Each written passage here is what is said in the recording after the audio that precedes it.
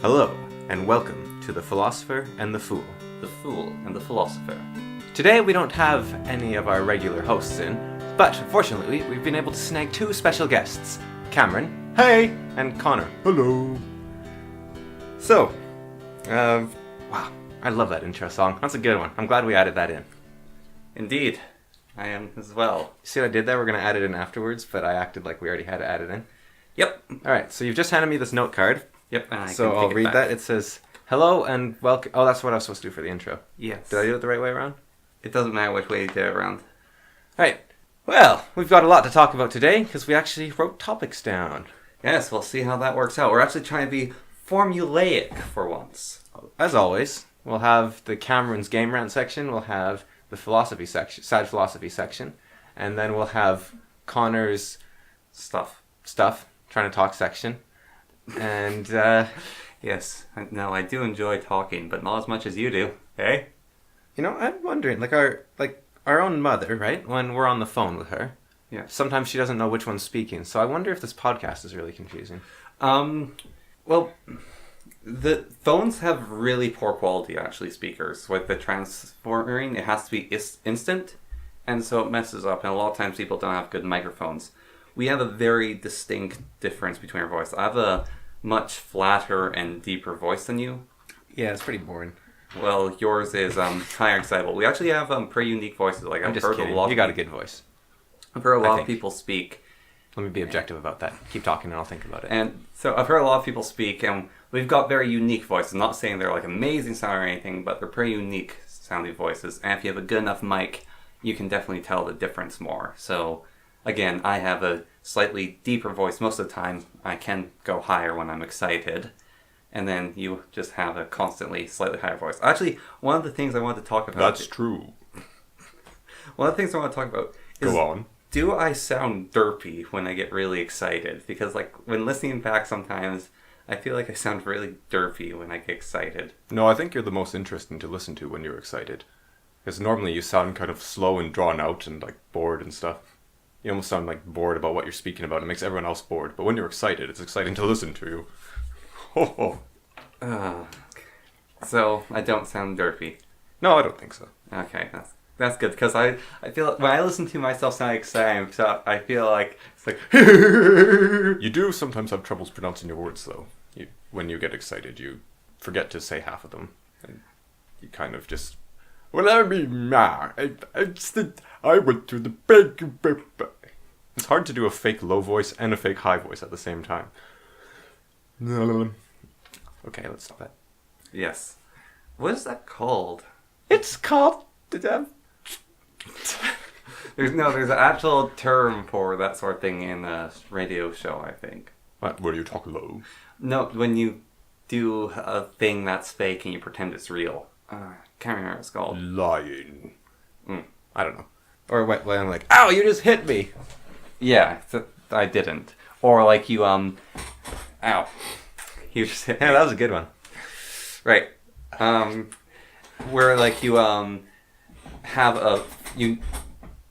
My chair's creaky. yes. When Does you it get picked up on the audio? Yes, it does. Stop.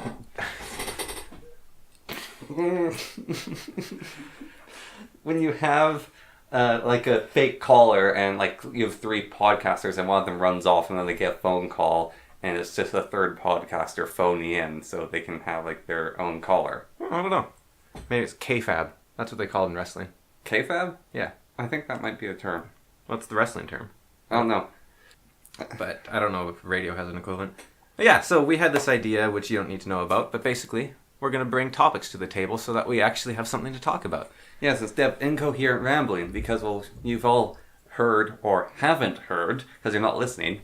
Hey, come on, leave our poor listeners alone. They're listening like crazy. Yes, actually, I have a plan. Because you see, here's the thing, right?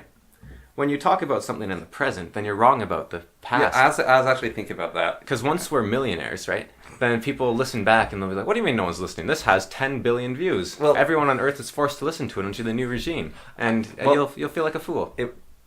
And you'll have to like execute 10 people a day just to feel better. Okay, well, that's a little grim. Do you want to cause death? No. Then don't talk about like if people aren't listening, because that's how people die. Okay. Anyways, I had the plan to, because you're like trying to publish a book, right? Right?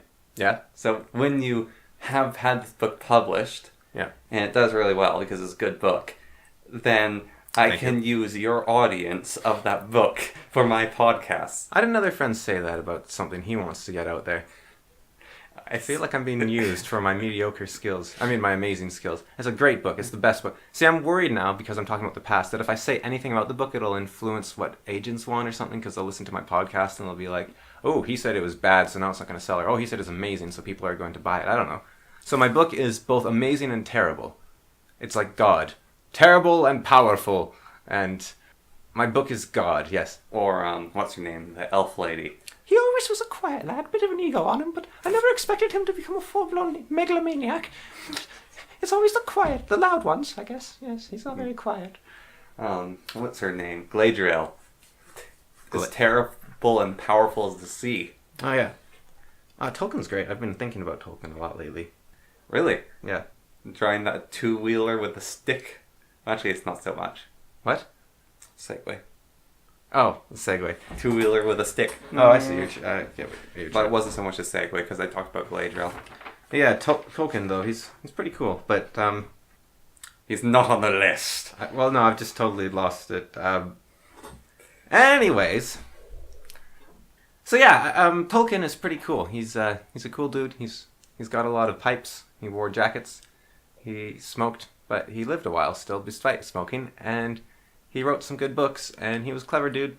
Translated some stuff. Was one of the Beowulf writers. My eye's twitching for some reason.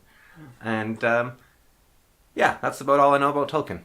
Well, pipe smoking actually is in some ways better for you than the other ones. Yeah, I've heard it's actually better for you to pipe smoke than not. No, in fact, it's, if you better can choose for you between than- eating kale or pipe smoking, you should choose pipe smoking every time. It's more that it's better than cigarettes, I've heard. And kale. Okay. Yes! We're still getting that deal from the tobacco industry. Or actually, are they allowed to... I don't think they're allowed to advertise anymore, are they? Nope. Huh. Right, well, then that was from the anti-smoking industry. They gave us $1 million to tell you to smoke pipe. Pipe. And it's called kayfabe, you're right. Kfab. Kayfabe, okay. Don't smoke pipe. Don't smoke tobacco, smoke pipes. Yes. Alright. Light up some wood. Grind up a pipe, shove it in a pipe, smoke it. Yes. Smoke pipe. Yes. Every day. No, not every day. That'd be bad for you. Once a year. No, that'd be bad. Keep you regular. No, yeah. Regularly smoking pipe. Yes. Right. Well, yes. We're so close to each other. I don't like this. Right. Imagine if this was a recording studio. Yeah. At least they get swiveled. They probably don't get swivel chairs. They do sometimes. Ooh. You are listening to The Fool and the Philosopher. So, Cameron, first topic I wanted to talk about today. Right. I've got a list here. Here, let me show you how it's done. Magic is hard to learn, but much like mountain biking, it's a fun way to get yourself killed if you can't afford recreational... No, wait, sorry, that's my book notes.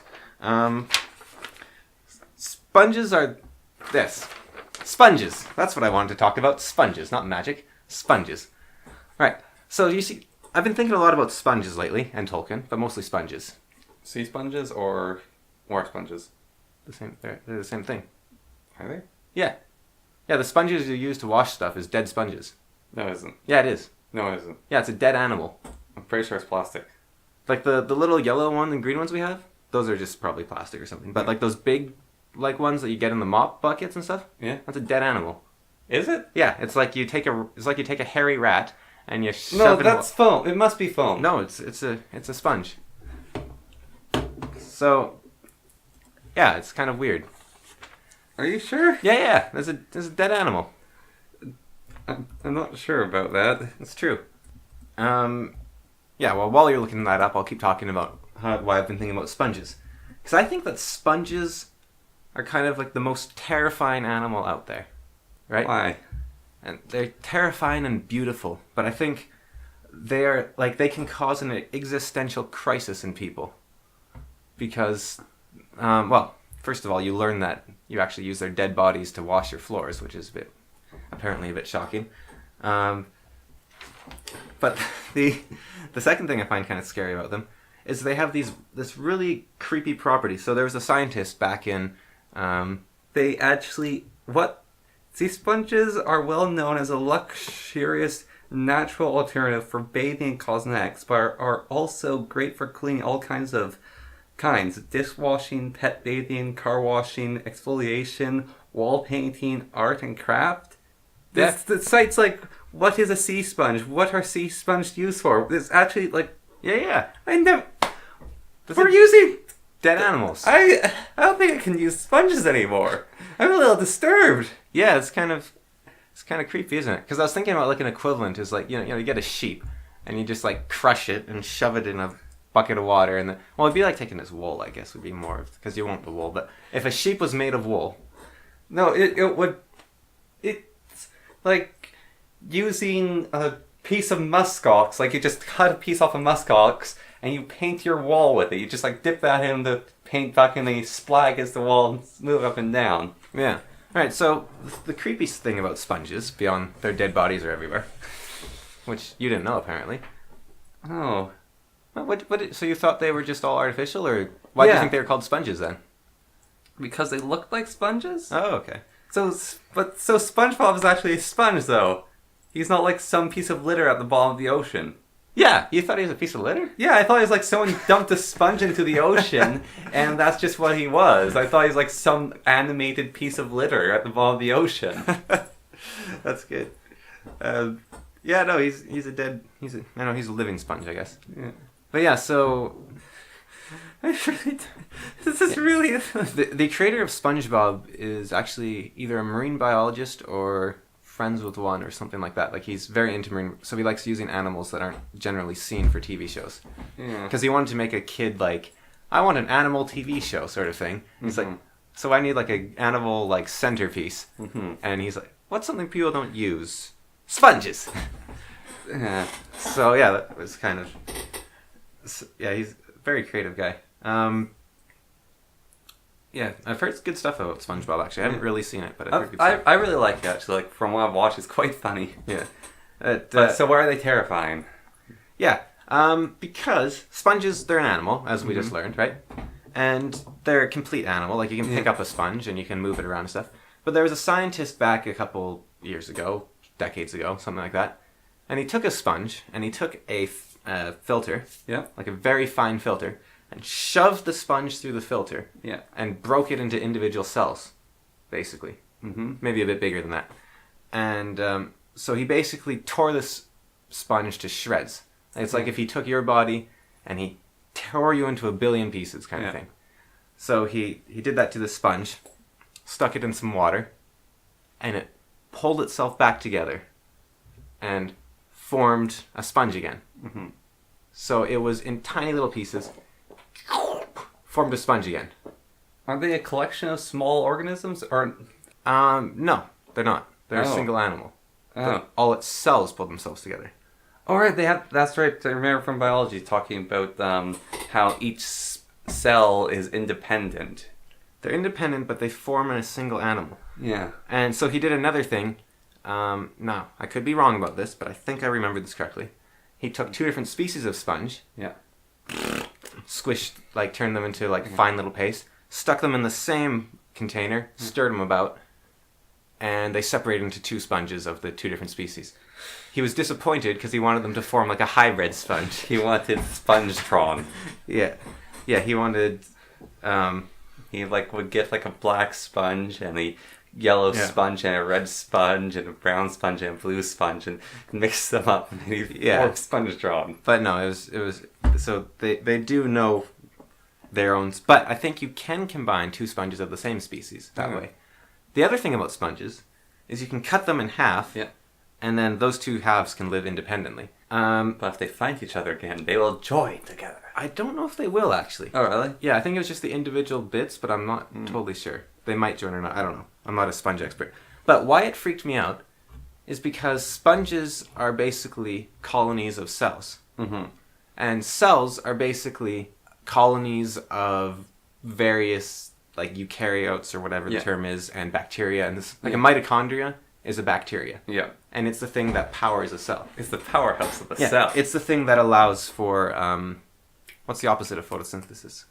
Metabolism? Yeah, metabolism. Yeah. Mitochondria are responsible for metabolism. Really? How do humans deal without them? Or any animal, sorry. They didn't. Oh. Mitochondria figured it out, and then they started forming symbiotic relationships with Single cells. with larger beings, and then those beings found ways. So there's these bacteria. What are they? Bacteria? They're amoebas or something. Anyways, they have like these single cell organisms. Maybe, but they have like these sort of like divots on them that bacteria can fit inside. Like sort of, they're not like divots. They're almost like walls that the bacteria can like place themselves against. Yeah. And then the bacteria have flagellum, so they can push these things around. So they give them a safe place to rest, and then they are this thing's mode of transportation. So it can eat things? So it can move around. I think it's solar powered or something, so it doesn't need to eat stuff. But so you have multiple bacteria basically working together to form like a better thing than its parts. Then you have something like a man of war, which is a bunch of little animals. Yeah, of the same type, forming, like taking their different positions and forming this giant thing. And then a sponge is like separate but the same. And then you go up and up until you get like a starfish with incredible regenerative powers, but they're one animal, basically. And up and up.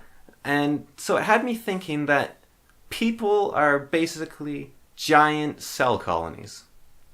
Yeah. So, like, you know, like how they say, like, an ant colony is like a single organism? Like, there's that sort of superorganism idea? Yeah. You could look at people as a... Like, did you ever see the Inner Life of the Cell video? Yes. Yeah, so that looks like its own world inside each cell, right? Yeah. And so you could look at humans as... I think I've heard it described as giant bags of water for transporting bacteria. But I don't think that's exactly... Like, we're tiny oceans, basically, that can, like, move around. But it's almost like... There was a bunch of cells that are like, you know what? I would survive better if I helped my neighbors. And so that happened where it's like it's like a teamwork, like you're just a group working together. Yeah. But then it came to the point like in human history equivalent, it's like, I will be a farmer, you will be a warrior, so we're much better. And then it's like, okay, you know what, farmer and warrior, I'm going to be a potato farmer, you be a bean farmer, I'm going to be a warrior who specializes in swords, and I'm going to be a warrior who specializes in shields. And it's like, I'm going to specialize in shields from like 3 feet wide to 3.5 feet wide, and I'm going to specialize in shields till they're insanely specialized, so they're useless on their own, but together they form this great being. Yeah. And so each cell is trying to survive by working together. And that's a human. So that's why I think sponges are terrifying, because that means that everything you are is just a bunch of creatures working together. So, and that's like the science, that seems to be the scientific conclusion. Like, I'm not saying... Sorry. That is my conclusion from looking at the science as not a genius biologist sort of thing. From the scientific evidence available, that's my conclusion. But that has me thinking, well then, where's the consciousness come from? And it's like, well, okay, that could be this bacteria, bacteria is too big for this. That little cell is like, well, you know what works better? If I just happen to send this chemical signal to this cell, when this specific thing happens, that I get a message from those, that long conga line of like nerve cells, and it's just a conga line of people tapping each other on the back and being like, hey, say this. Why? Don't know, but it seems to make things work well. It's like, okay. And so you go on. This is the question that neurobiologists, a lot of them devote their life to, is trying to figure out the consciousness. Yeah, but consciousness aside, like, I haven't read it, but as I understand it, Richard Dawkins' Selfish Genes says evolution isn't about organisms, it's about genes specifically. Yeah. You're just a giant thing for transporting genes, basically. So forget transporting bacteria, it's transporting genes. Yeah. These tiny protein expressions. Yes, it's the thing that you are. It's to explain what you are. But, so I was thinking about this while you're talking about the sponge. So know the whole thing in a movie, like they take all the DNA from animals to give like the person the super duper powers? For regeneration, You should give them sea sponge. Like, it used to be like, oh, give them octopus, or then, oh, no, give them guppy fish, or like, no, there's like fish that are amazing at regenerating.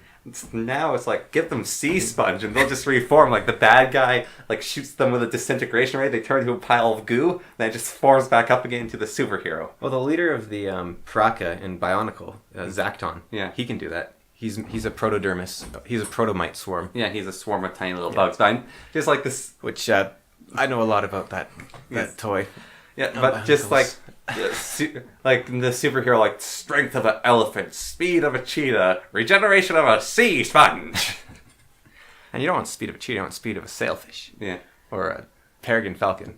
Well, well, that's free fall. What would be dangerous would be regeneration of a starfish.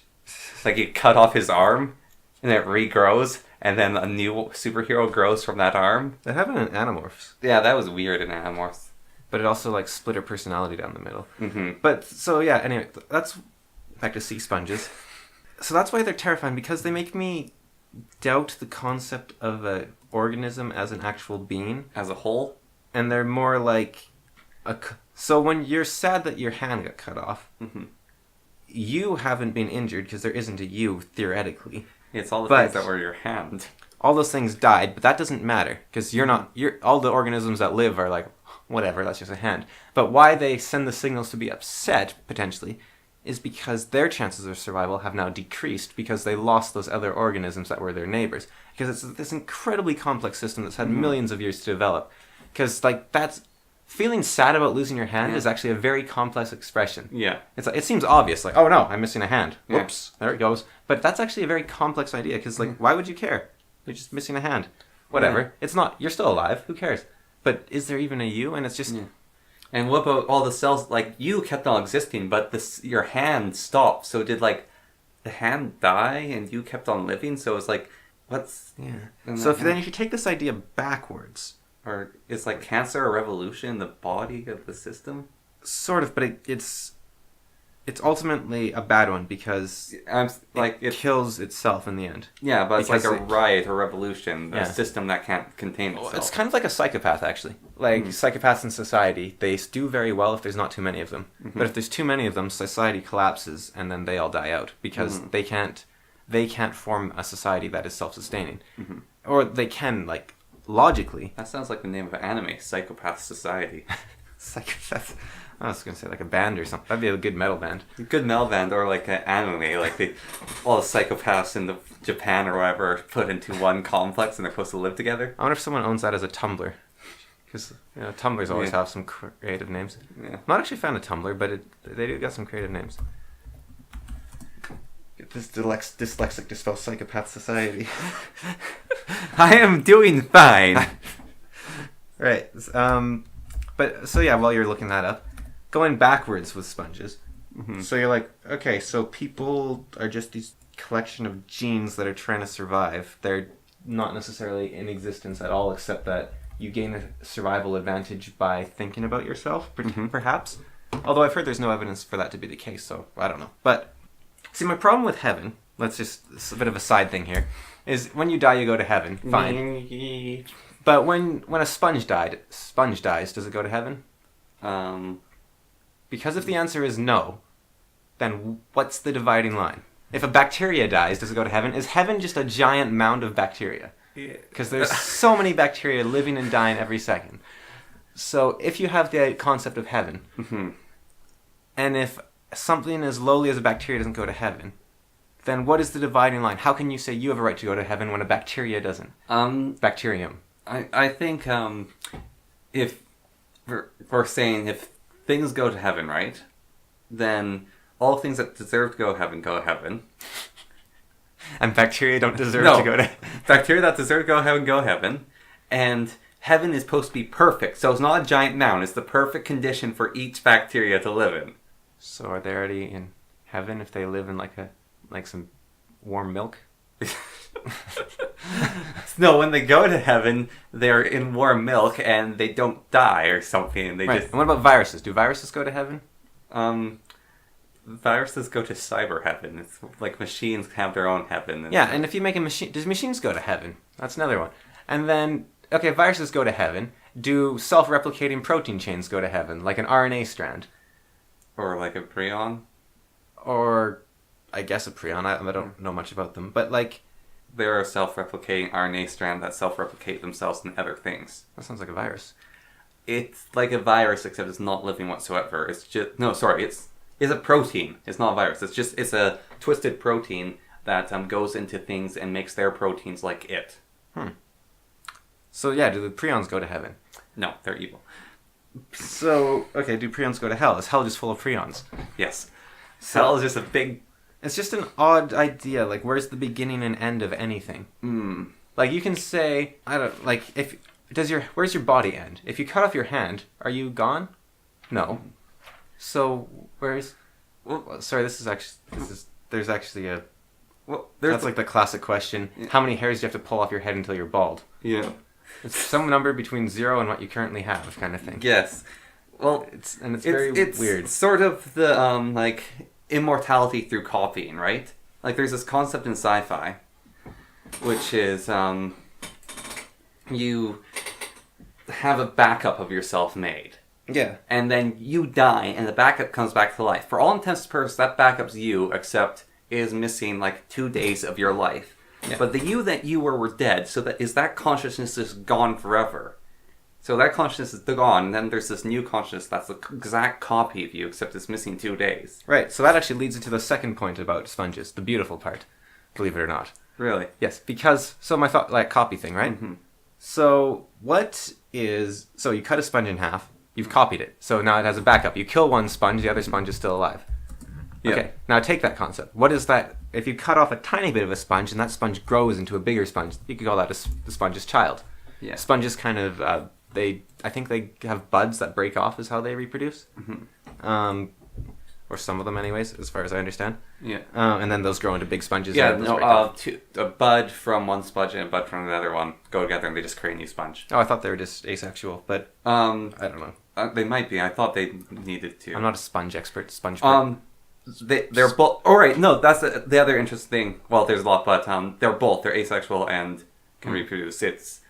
So they have children, but those children can be exact copies of them. Yeah. Let's say, just for the sake of argument. Mm-hmm. So that's a backup.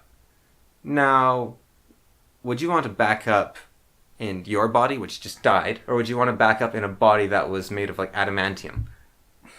Right. So like you die, and then suddenly the backup is invincible. It's like well. Adamantium is expensive, but so how about something that is, or it's like, okay, I died because I shoved my face in an oven.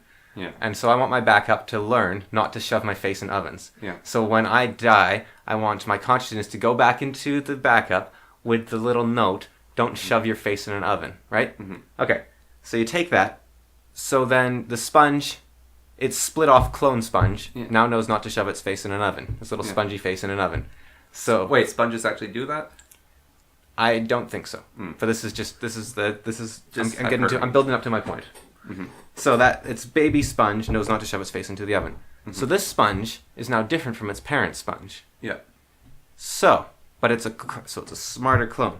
So let's switch that over to humans. Yeah. What is a child?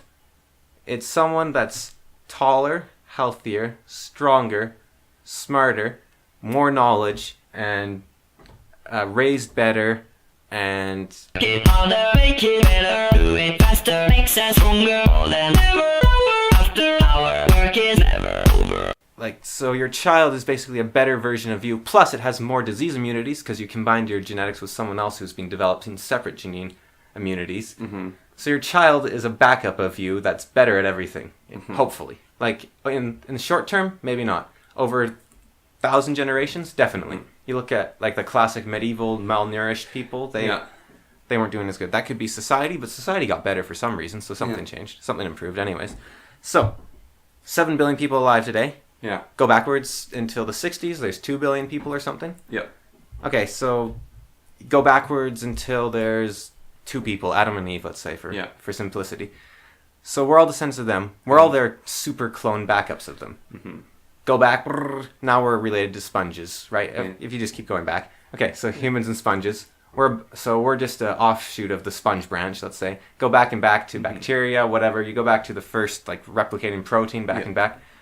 So, my point about this whole thing is we're related to every living thing.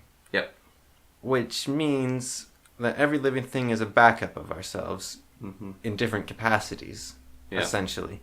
So, and if you conceive a sponge and like it's probably its child and mix them together and you get one sponge again. Yeah.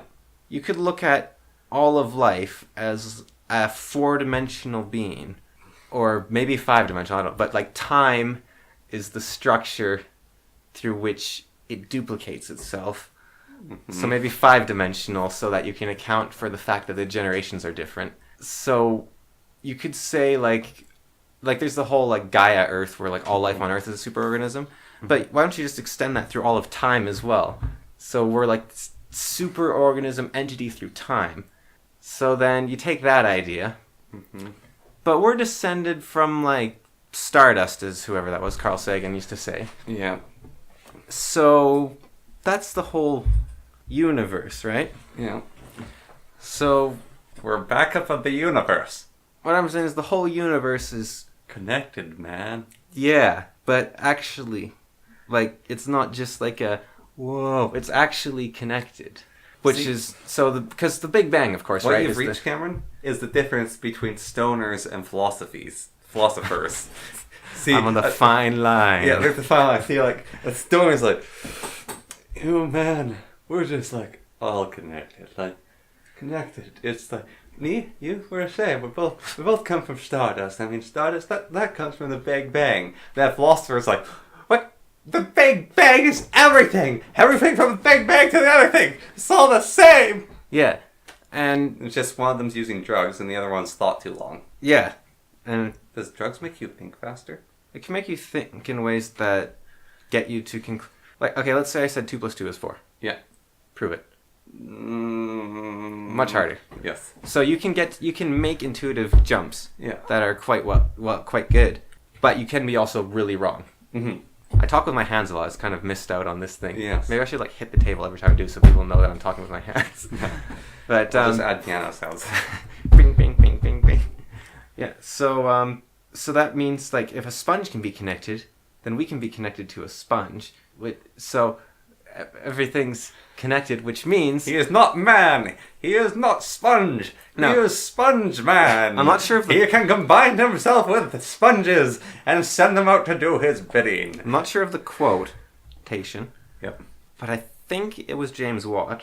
No, not James Watt. We were talking a lot about James Watt. Alan Watt. It was Alan Watt who said, all of reality throughout all of time, I'm paraphrasing and also getting it wrong, is the universe playing hide and seek with itself. What? Playing hide and seek with itself? Yes. Reality is the universe playing hide and seek with itself. So do you see what I'm getting at here?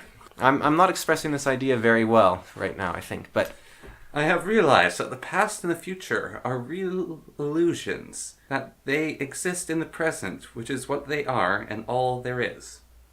Not that, no, he has a lot of... Connor, this guy was brilliant. This was one of the greatest philosophers of like pseudoscience ever. Pseudoscience? Actually, no, he's awesome. And his voice is great too. You're not doing a service there. He's got like this very refined sort of, but not like pretentious. He's like very excited about everything. Yeah, it's pretty cool. So then you can extend that forwards to us all being the same, which means that we're all backups of each other. Which means we're all connected. Which means, let's look at it this way. If you follow my heaven thing, which tied into this, that heaven doesn't make sense, like an afterlife of any sort doesn't really make sense. Then if you die, that's just the end of you, pal, let's say. Okay, may or may not, but let's say that is. If in the future someone were to reconstruct the random components that made up you, and they just so happened to have the random components that gave you all the memories up to that point, because your consciousness was gone from your death, in quotation marks, to your rebirth, in quotation marks, there is no time that passed in that relative to you. Yep. Which means that random events can conspire so that you... This sounds almost like a religion in itself because it's sort of promising eternal life, but But I think and maybe that's what I'm saying in a way, but I don't necessarily want it to be a religious idea or like a hope or a way to avoid fear. It's more the idea, if this entire universe stopped and there was another Big Bang, and the events conspired to recreate you again. If everything happened exactly the same. Yeah, then where's this idea going? Just to clarify, we are not on drugs, nor have we ever been on drugs, besides probably painkillers and anti-allergens and stuff like that that's prescribed by doctors. I think that was a bit too specific of a disclaimer. I mean, everyone takes drugs. Yeah, we are not on any drugs that would cause mind... I mean, if you ever had tea, you've taken a drug. We are not on any mind-altering drugs at the moment. Tea is one. Life's an amazing drug to be high on. Yeah. No. So when I'm high on life! And you're high on life. Let's both be high on life. So when... I think you can think without drugs, but I think drugs are also a method to thinking. So I don't think we need that disclaimer, but the disclaimer can exist because it will always have existed, and if we die and our backups are brought back, then we'll still have this disclaimer. Yeah, the disclaimer will still be there. Except we will be on drugs that bring you back to life. So imagine that the universe is like a loaf of bread, right? And each slice of the loaf of bread is the entire universe. But the loaf of bread is the universe throughout time. So a slice of bread is like you pause the present, and that's the entire universe. And the entire universe is the entire universe plus every state it's ever been in throughout time. So we're some slice in the middle of the universe. Yeah. And Earth is directly in the center of the bread, because why not? Yeah. Might as well be in the center of infinity. Well, you technically always are. Not exactly, no. But that's fine. I don't have any. I think you are. You're not, but Not? that's Okay. fine. You can be at the start of infinity. Like, how about, say every positive integer. No. Where do you, starting with the lowest number? 1. 2, 3, 4, 5, 6. So that's infinite, but there's a start and an end. Well, there's not an end. There's a start. Now say every positive and negative integer. No. Then the middle is 0, right? Yeah. Because there's going to be an equal... But I guess, I don't know. That's a bad example. There might be. I'm not sure on that one. Okay, so we're at 0. Anyways, doesn't matter. That was just... Anyways. So, the universe is a loaf of bread, and we are the raisins in the bread. It's raisin bread, the universe. Yeah.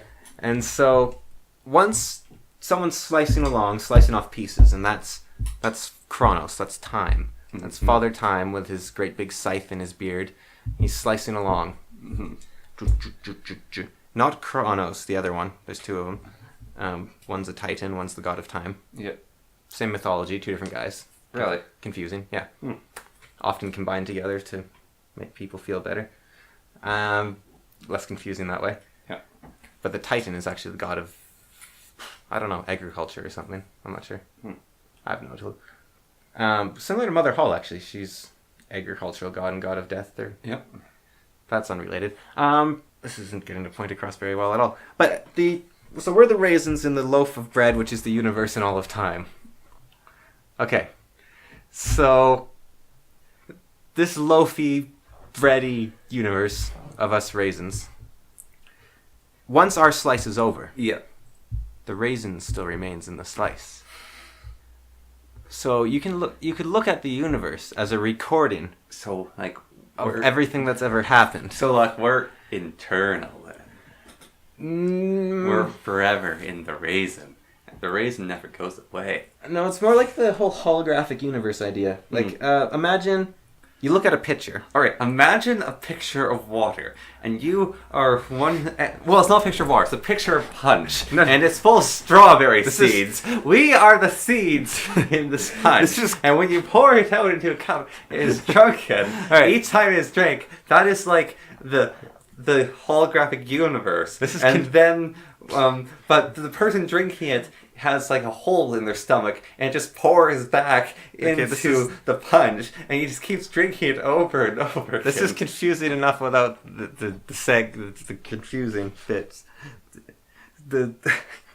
What I'm saying, imagine like you look at a picture, right? All right. And then you look away. And then you look back at it. No, you don't look back. You never look back again. You never look at that picture again in your life. Okay. Ever. That picture's still there. There's the picture your man could have if he saw No. No, the picture's still there. Right? Yeah.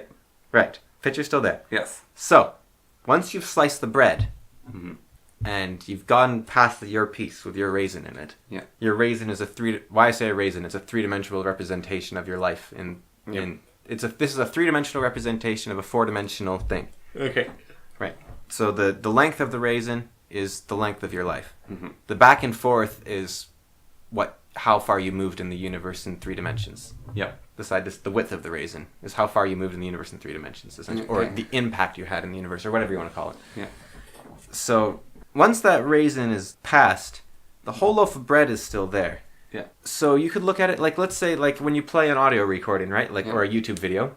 Mm-hmm. Like if you're listening to this on YouTube, you can move the slider back and forth along the video. And let's say minute like 10 to minute 11, that's my life. Yeah. Okay. You go from, I'm born at minute 10, bam. Mm-hmm. You go to minute 11, I'm dead, I'm gone. But the recording is still there. Yeah. So it's like this imprint based around everything that's ever happened. Mm-hmm. And it can happen again in a way that would be indistinguishable from that recording.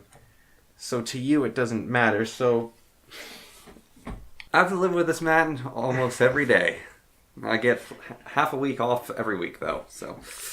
So what I'm saying is that sponges are terrifying because you lose your sense of self, but they're beautiful because they unite you with everything.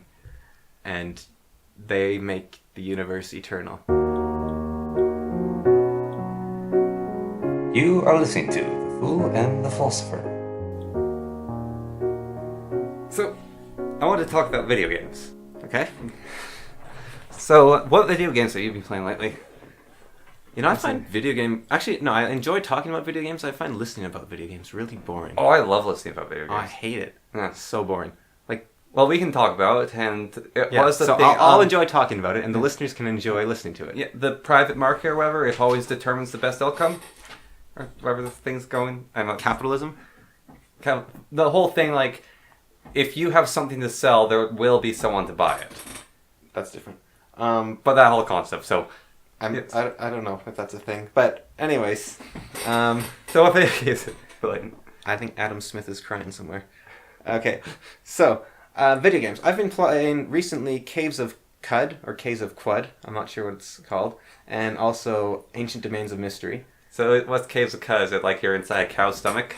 So, I'm not totally sure what it's about, but as far as I can figure out, it's a couple thousand or million years after a nuclear apocalypse. Yep. And you're a human.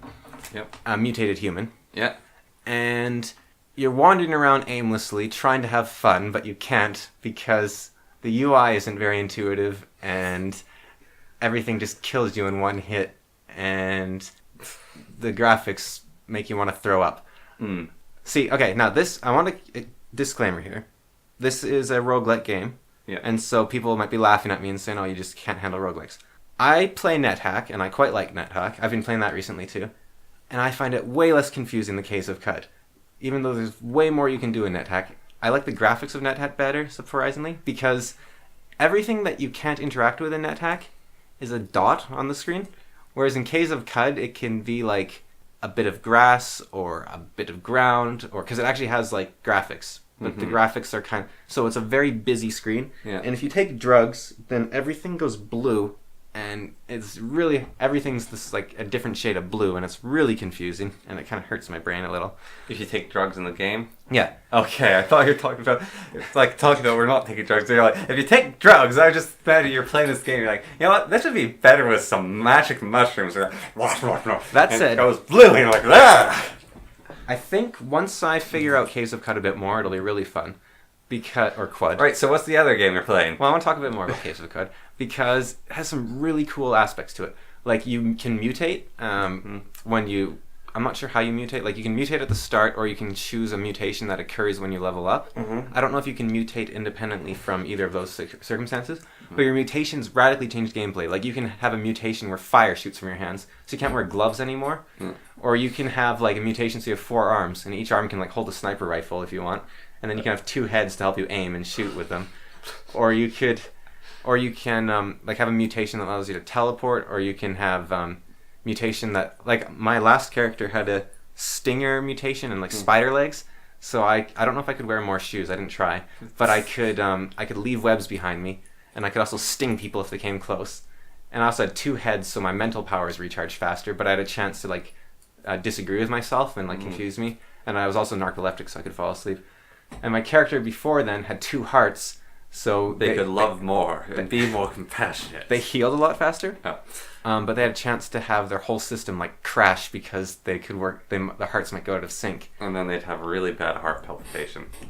But on the other hand, it feels kind of like this is going to be weird because NetHack is actually a similar system. It's like the creators made everything. Yeah. So there's no emergent gameplay technically. Yeah. In a way, it's just in NetHack the creators have spent like 30 years building this insanely deep game where you can do anything, but it's not because it's a really clever world. It's because the creators have thought of every combination. At that point in time, it just becomes emergent gameplay. Yeah. But in case of CUD, Yeah. and maybe I'm doing a disservice here, but because I haven't played enough, like I said, but there's not that many abilities. So saying like you have the ability to teleport and create webs, and then I did a thing where, like the famous one on their website or something, is like I killed my mind clone and then possessed my body and then killed my mind clone with 2 heads and then tore off my face and attached someone else, something like that. And it's like, well, it's crazy, but that's like 3 abilities. Yeah. Like, it's not actually crazy. It's like that's the creator just came up with this really creative stuff, which is awesome in its own right. But something like Dwarf Fortress actually has an emergent world with emergent almost physics at this point. Not quite yet, but so it feels a bit more limited. But the creator is there's 2 guys, I think. They're very creative. The music's really well done as well. So yeah, I'm interested in it, but the graphics aren't working for me much so far. Very niche games you're talking about there. Like people, I guess everyone knows about Dwarf Fortress, but like, and people know sort of what roguelikes are because they're more popular. But you're talking about intense roguelikes, and I feel that's very niche. Well, Case of CUD, or Quad, I don't know if it's like that niche because it's very popular right now on Steam. Is it? Yeah, overwhelmingly positive reviews. Oh, okay. Which I'm not quite understanding unless the people that are reviewing are like super hardcore and play it for a while first, which is good on them. I want to play it more. I'm trying because I spent money on it, so I do want it to be good. So then the next one I bought as well. This one is called Ancient Domains of Mystery. Yes. So this is another roguelike. Is that the one where you can carve runes? You can carve runes in most roguelikes. Oh, okay. Yeah. Right. And this one I haven't actually tried. Yeah. This one's weird as well. I don't like its UI. So you'd be playing roguelikes though. With bad UIs, sort of. Yeah. Although Ancient Domains of Mystery is interesting. Well, okay, that's not fair. Caves of CUD has like 4 buttons you press. Yeah. Which is way better than most roguelikes. Yeah. You go more advanced in Caves of CUD, like it has the option. Yes. Caves of CUD's UI is pretty good. The problem is it doesn't quite have the information I want displayed. Like I want to, but I'm also, let's see, how would I change their UI? I can't figure out what weapons do. And it doesn't tell me. And so it's a game that doesn't give you any information. Yeah, like they have like, I read a bit of the instructions and like there's like an arrow with a 4 beside it. That means it has 4 piercing attack, which means it can pierce armor up to level 4. Yeah. And then it has a heart with like a 1d2, so it's a 1d2 damage if it pierces. And I think as I understand it, if someone has 2 armor and I have a 4 piercing weapon and I attack them, that means I'll hit them for 1d2 times 2 damage because I pierced them twice, as I understand it. But I could be totally wrong.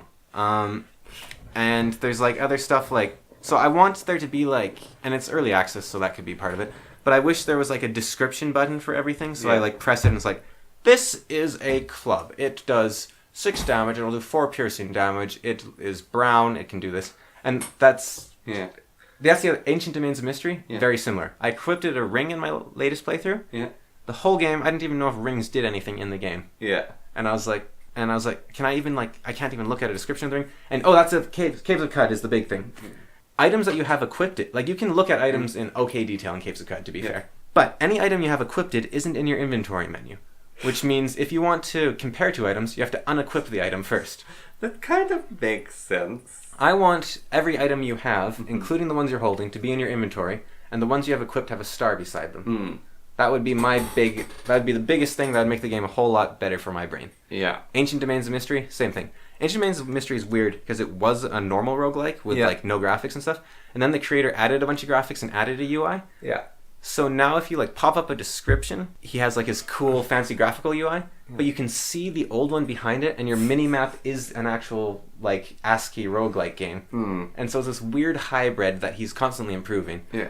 But the hybrid is kind of weird, and I don't know what any of the weapons do. And same thing, you can't compare the weapons if they're held versus in your inventory. And it's just more plain as well. That's the thing about roguelikes. You got to play them more. Yeah, so you're a video game hipster, and you're playing the niche games of roguelikes. No, I'm not a hipster. Roguelikes are like some of the first video games. Like Diablo was based on them. Yeah, I only play the first video games.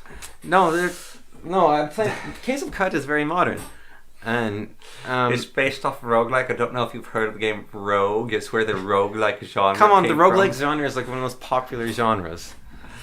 Yes, it is. Yeah, and Ancient Domains of Mystery and Ancient Domains of Mystery I'm liking, but NetHack and Brogue, and I haven't actually ever played Rogue, so I don't know. But NetHack and Dungeon Soup's Stone Soup. Dungeon Crawl Stone Soup. Yeah, that's the one. Dungeon Crawl Stone Soup, NetHack, Brogue. They have this thing where scrolls, staffs, potions are everywhere, and you have no idea what any of them do, and it's really fun to throw them at monsters or drink them or whatever. Yeah. Whereas there doesn't seem to be as many in Ancient Domains of Mystery. Yeah. Also, Ancient Domains of Mystery's early game is really easy. Yeah. Which kind of counteracts its late game, which is really hard. Well, actually, people say the late game's easier. So I guess it's sort of... Okay, I'm not going to say it's really easy. What happens is it's very... Simple? Slow, almost? Slow. Like, Goblin... Okay, you have like 30 health or something. Yeah. Goblins have 1 health. You can do like 8 damage per hit. Yeah. So I opened a door and there was like 10 goblins in a room, and I was like, what? And it was really easy for me to beat them. Which but you don't heal. You do heal. Oh. So what I guess sort of I found weird about that was the playthrough. Okay, when you play Diablo, right? Yeah. It's similar sort of thing. You can beat huge waves of enemies. You occasionally lose, and the game does ramp up in difficulty. It's hard and stuff. But because of the fact that you don't expect to die, you invest more in the character, I find. Yeah. Whereas if I play NetHack or Brogue or something, yeah, I'm not very good at them for one thing. Yeah. But I'm like, whatever, I made it to level 7. Whereas in Ancient Domains of Mystery, I think I can probably get to like level, let's say 6, which isn't that high of a level, I think. So that's not that very far. But that's still like an hour or something. Well, maybe I just suck at the game. But that's like half an hour, let's say, or even 15 minutes, 10 minutes. Yeah. I can play the game for half an hour without dying fairly consistently. Yes. So the start is very slow, and because you die soon after, I don't want to get that invested in every single character. Yeah, because like I want the start to be much faster. Yeah, like in some roguelikes, you're like playing, then boom, you're dead. Yeah. And then in other like the roguelike, loosely roguelike is Rogue Legacy. Yeah. And I've beaten that game 3 times, and I think roguelite is a good term for games like Rogue Legacy. Yeah, but anyways, I've beaten that game 3 times, and when you're playing it, like you'll do playthroughs where your guy just dies over and over and over again, and then you get your good run, and you keep going through this good run, and you play it and play it and play it. Yeah. And then you die. Yeah. But you have done so well in that play. You're like, this is awesome. And that play took you about an hour. So you invested your hour of your time in awesome play, where it sounds like this one game, you've invested an hour of your time to die at level 6 pitifully. So Ancient Domains of Mystery, I got like 3 scrolls and 2 potions during my entire playthrough. And in Brogue, I have like 20 potions at the start of the game almost. Yeah. And I'm like, what does this one do? Drink. What does this one do? Throw. And I was like, I caught fire. And then like I teleported into the water, and it's really cool. In Ancient Domains of Mystery, you can read the scrolls and your character's illiterate, so you don't understand it, and then it just vanishes. and then you don't get anything. And so it's sort of like, I want there to be more random okay, there's different schools of thought on roguelikes, right? Mm-hmm. So there's a game called The Tales of Ejmatal Ilk or something. It's called Tome. Actually, the game used to be called Tales of Middle Earth. So funny you should say that. Yeah. But then they changed it to mean something else. So Yeah. it's called Tome. And it's a very strategic roguelike Yeah. without any of that crazy randomness. Mm-hmm. And that is not why I play roguelikes. I'm not saying that they do it wrong. People love that Tome. People love Tome. Well, I play roguelikes for the crazy fun. Yeah. The crazy random wackiness. Yeah. So Adam is kind of on the edge for me right now because it seems to be a bit slower and RPG-like. So you're right now you're trying to find a roguelike you like. And I think it might be NetHack, which is free. And I just spent $20 on 2 other roguelikes. So, but the thing about... I really like the notion of mutations in roguelikes. Mm-hmm. And Adam apparently has them, but they're very late game. NetHack probably has them. NetHack might... NetHack has, transforming into other creatures and stuff. Mm-hmm. I just kind of like the idea of, like I said in Caves of Cud, I have 2 heads, now I can wear 2 helmets. I find that really fun. Apparently Dungeon Crawl Stone Soup actually has a lot of that, but I've never seen it. Dungeon Crawl Stone Soup is actually amazing. Yeah, there's too much stuff. Some of these roguelikes suffer from too much stuff. Dungeon Crawl Stone Soup actually is unusual among roguelikes for getting rid of a ton of content every update. Really? Yes. Getting They rid of try to content. keep it very, very slim and streamlined. Some people don't like Dungeon Crawl because it's so streamlined. So it's funny you say it has too much stuff because it's it's one of the slimmer roguelikes. Like Project Zomboid, it's meant to be a simulation of life or whatnot. Yeah. But just the sheer amount, alright, I'm going to cook food, and I'm going to do it in this oven that still has power. You turn on the oven, and it gives you a UI that is like using an oven in real life, and you're just like, what? What? What is this? I don't think Dungeon Crawl's like that. I know, but just some games, it's a little too much, or some people are really into those detailed sims. Yeah, It's or just all but individual tastes. in the car, I turn on the car, the car update. I was really excited. I turn on the car and figure out how to drive a car. Get car keys really hard, and I'm all right, I have to put the key in the ignition. All right, there's a button for doing that. And there's a button for turning the key, and there's a button for turning on the headlights, and there's a button for turning on flashers, and there's a button for honking the horn, and I can lock the doors, and I can open doors, I can open windows individually, and it's just what is with all this? And then Yeah, it's a bit much. I crashed my car, and I was okay, I'm going to check out car mechanics, and you actually in the real world have to have knowledge of car mechanics to do car mechanics in that game. No words like wheel. No, it's absurd. I opened up the trunk and I looked at the engine, and it had the 50 parts or whatever that actual engines have, and you have to figure out which one's broken. It's probably easier than real life because it's a video game, but still, it's dear God, someone who you have to have foreknowledge of some of this stuff. Well, I think what's it called? What was that game called? The zombie one? Project Zomboid. Project Zomboid prides itself in being one of the most insanely detailed survival sims there is. So, Yes. So that it's going to be like that. Mm-hmm. Yeah. I don't know what else. Unreal World is another really in depth. Unreal World is a funny. Have you heard about that game? Is that the one surviving in the winter? Yeah. So I was playing Unreal World a while back because it's Mm-hmm. kind of like Dwarf Fortress Adventure mode. Yeah.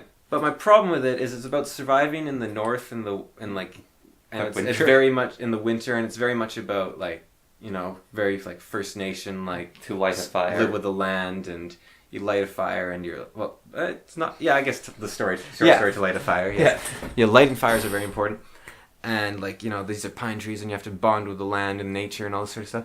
And I stopped playing because it's just too much living in Canada.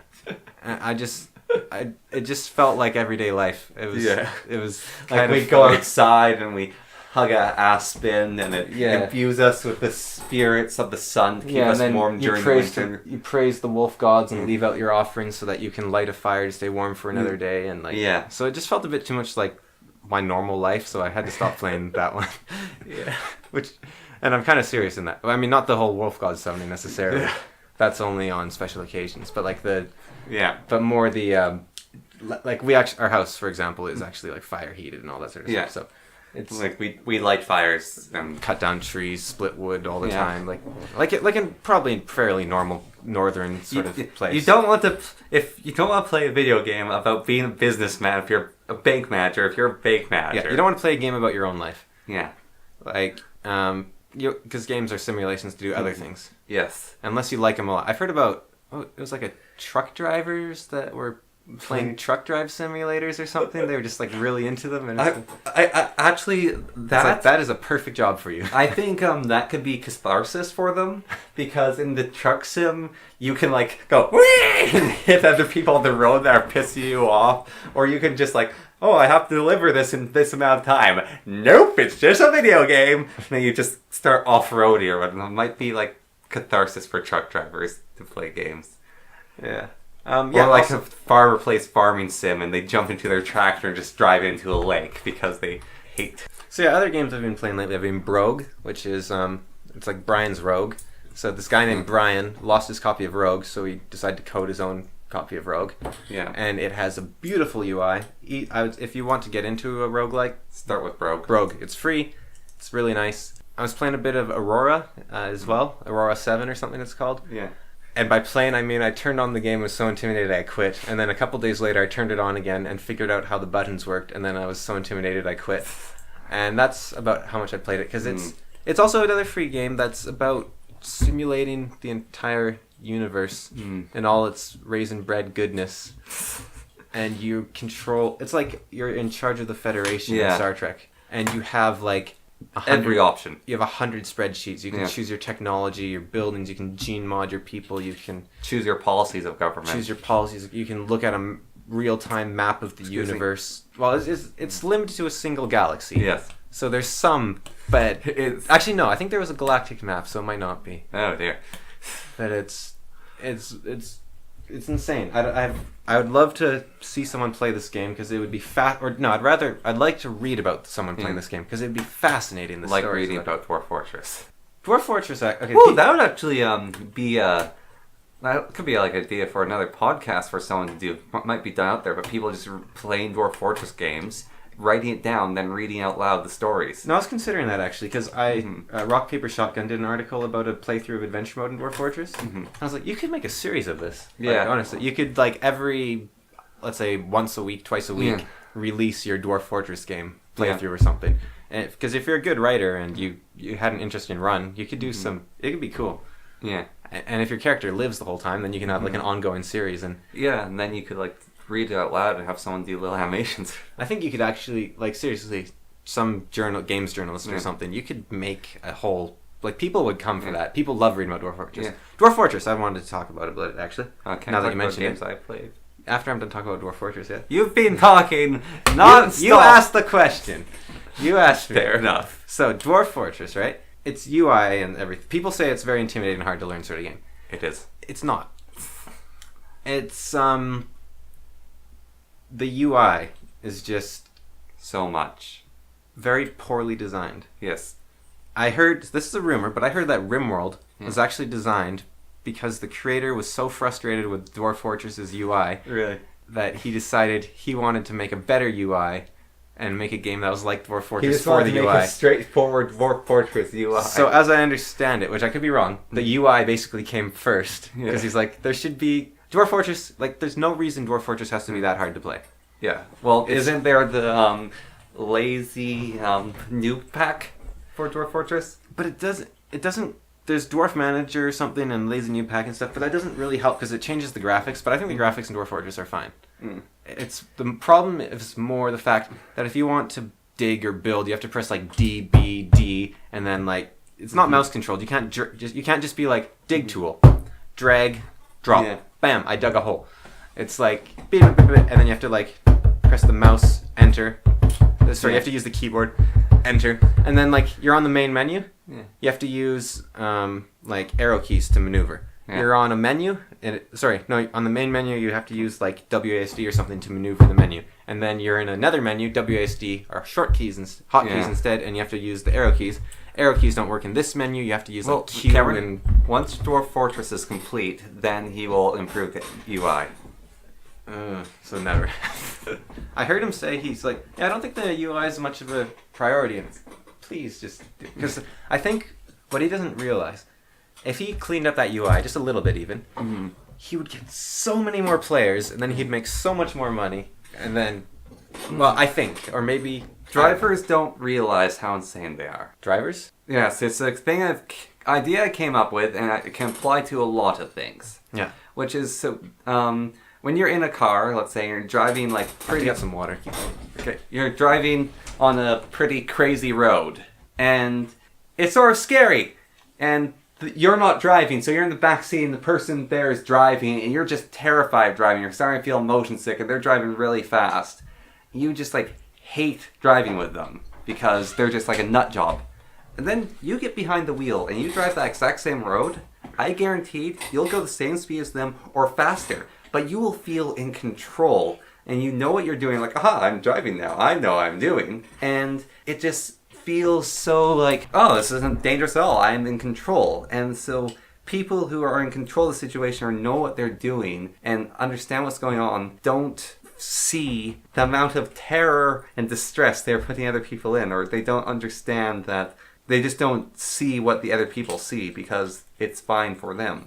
So, in related to Tarn Adams, Yeah. he thinks it's fine because he's gotten so used to it. Yeah, he created the system. He's so used to it. He just knows what he's doing. Yeah. And he knows what he's doing in his system, so he doesn't understand that. Well, actually, I have a theory he doesn't play Dwarf Fortress. No? No, because I think he uses the developer tools to, like, crush people with rocks to see if their family members cry and stuff. That was actually one of his, like, updates. He was saying the person cried, so that's good. Really? And stuff. Yeah, he's pretty cruel. But he You don't think Like- he plays Dwarf Fortress? like I make a RPG. Yeah. I call it the First Heroes, and I've almost enjoyed writing the rules and changing them more than playing the game. Mm. So I think he might be like that. I have a theory. Mm. And the only reason I really like playing the game is, well, I like RPGs. That's why I made it in the first place. But also so I can share it with others because I'm the only one that knows how to play. Look how clever I am. Well, it's more No! it's more like you want to show what you've made Yeah. to the world. Like, even if you think it's stupid, you want people to See it. That's why I do this. yeah, something like that. So yeah, other games I've been playing. No, it's not. Yeah, so Connor, what games have you been playing? Oh, really exciting. Actually, I asked a question totally intentional for you, but I've mostly be playing Dota 2. I haven't been playing many video games lately.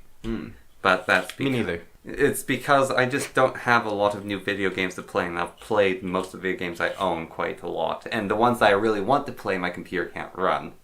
Have But- you tried roguelikes? There's a lot of them. There's a lot of hours you can spend in them. Yeah, but I've been playing Dota 2 a bit with friends. I find that game quite enjoyable. It's not for everyone, but still, it's a MOBA. It's one of those competitive games. Yeah, I don't know if anyone's heard of it. It's pretty unpopular. But I heard this interesting thing. This guy's talking about how It's pretty niche. it feels amazing to play video games that you can beat, and he's like got addicted to MOBAs, and then he stopped playing them because he realized just how much time he felt like he wasn't actually progressing in them. And so he says he's now like tries to beat a video game once per month. So, and he says just this amazing feeling of playing a game through and progressing through it. And I have that problem with video games where it's like I only feel like I want to play video games where I can gain progression. And if it's a video game without progression, it's not worth it. And I'm like, no, that's stupid. I really enjoy Minecraft. And you do not progress in Minecraft in a lot of ways. It's like, well, you do, but I play Minecraft for the building. And so it's like... But you it's- progress through the creation Yeah. of a structure.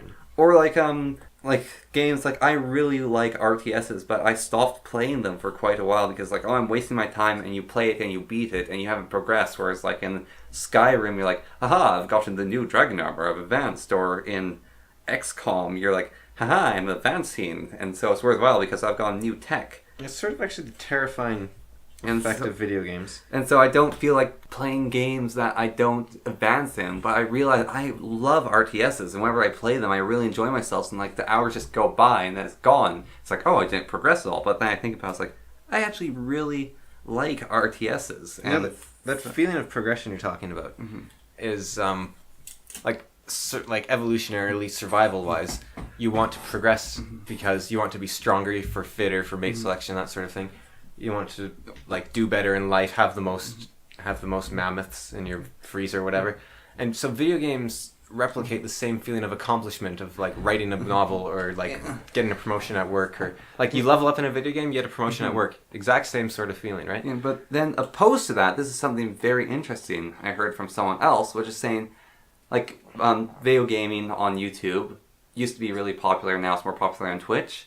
But the guys were saying the most popular things, in his opinion, and he thinks the things that do the best, are not video games where you have that progression. Like, they're okay, like playing XCOM or whatever. Like, that's, like, XCOM's a bad example, but like playing, let's say, Assassin's Creed, like leveling up, going throughout the game. What's more entertaining than watching someone play Assassin's Creed is watching them play, like, well, again, I'm going to say XCOM because there's like, it's a random story that progresses, not someone's designed thing, so they create their own story. And anyone can play Assassin's Creed, but no one can play your playthrough of XCOM, or even better example, no one can play your playthrough of Prison Architect. You build your own prison. Or Dwarf Fortress. Yeah, Dwarf Fortress. No one can play your playthrough of Minecraft. And so that's really interesting. Or playing multiplayer games like Dota, like watching someone play Dota. It's like, whoa, they did like this really cool play together. I've never seen anything like that. That was like the Triforce podcast was talking about that, weren't Yeah, I know. But just the whole, like the two opposing ideas,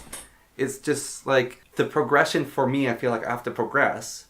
But then the other idea of the most enjoyable things to watch are things that don't have progression. It's the emergent storytelling. And like you can get so much emergent stories, like from an RTS you can get a little bit. But like I like also like building management games which have emergent storytelling, like Roller Coaster Tycoon, like you build your roller coaster and accidentally goes off the rail. Like, haha, remember that time that my roller coaster went off the rail and hit the other thing and they both exploded? And it's there's like a disaster. It leaves memories and stuff. Yeah. Because it's new experiences. Because people get more and more used to things, so they eventually... Whereas like you play Assassin's... They get bored of the life because they've seen everything. You play Assassin's Creed. Video games allow you to escape that. No, it's true though. Actually. I know, but you like play Assassin's Creed, or you can watch someone online, and it's like, well, I can play it, or I can watch someone. Or it's like, I can play Minecraft, and I can watch someone play Minecraft, and they're going to be completely different experiences. Or with, like, I guess more relevant than Minecraft nowadays is Fortnite. Ooh, these people playing Fortnite. It's like, I enjoy playing Fortnite or whatnot. I haven't played, but someone plays it. And then, like, watch someone else play it. It's a completely different experience. Like, you could do this thing where you, like, build a really long bridge and jump off it and it pays off. And then you watch someone else's game and they do something really brilliant. Like, they launch themselves with a grenade and then they go onto someone else's platform, build around it, and then destroy their platform, jump off, and survive somehow. Like, put a jump pad on the ground. Like, these own unique story things, as opposed to, like, watching someone just play, like, Shadow of Mordor. Well, that's maybe a little different, but... yeah, I see what you're saying. Like, something like, with a very straightforward story. Like Vampira. Like, that's a popular game out right now. Yeah. Like, someone playing Vampira, everyone can just see. Like, or like a Telltale Games. Yeah, they try to give you these options, but it doesn't... Like, it's just the story that runs. Yeah, like Telltale Games is another one. It might have like 20 different endings, but that's XCOM has 1 million different endings. Yeah, or 1 billion different endings. Like XCOM, because from the very ending isn't the story. Yeah, you could have like, which is what I was trying to get at in our last podcast was actually like the emergent storytelling is what I like compared to them telling me the story. I play what's that game about time travel and the lady gets hit by the train or whatever? Rain. What? Risk of Rain? Risk of Rain, maybe? Is that it? Or no, isn't Risk of Rain like the platform shooter? Yeah. But it's called some Heavy Rain, I think, or something. Anyways, that game has like 2 or 4 endings or something. Yeah. And apparently it's quite a good story and everything. But so as a story, great, awesome. I wouldn't play it, but it's great story, cool. But it's, you can if you watch someone play it on YouTube, you have no reason to buy that game. Yeah. Whereas if you watch someone play XCOM on YouTube, you're like, I want to play XCOM. Yeah. I want to do everything they did. Yeah. Or you like read someone play Dwarf Fortress, like, I want to make my own Dwarf Fortress story. Oh. Yeah. Oh, I have to. Oh. Okay. And then there's the other part, like you're saying, mentioned the Triforce process. The other really interesting, the other reason you would watch people is 2 people doing something.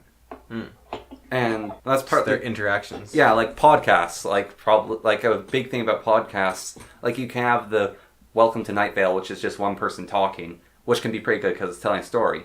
Or you can have like a different podcast, like a really popular one. So H3H3, which is this one guy with his wife interacting with a single man and his wife.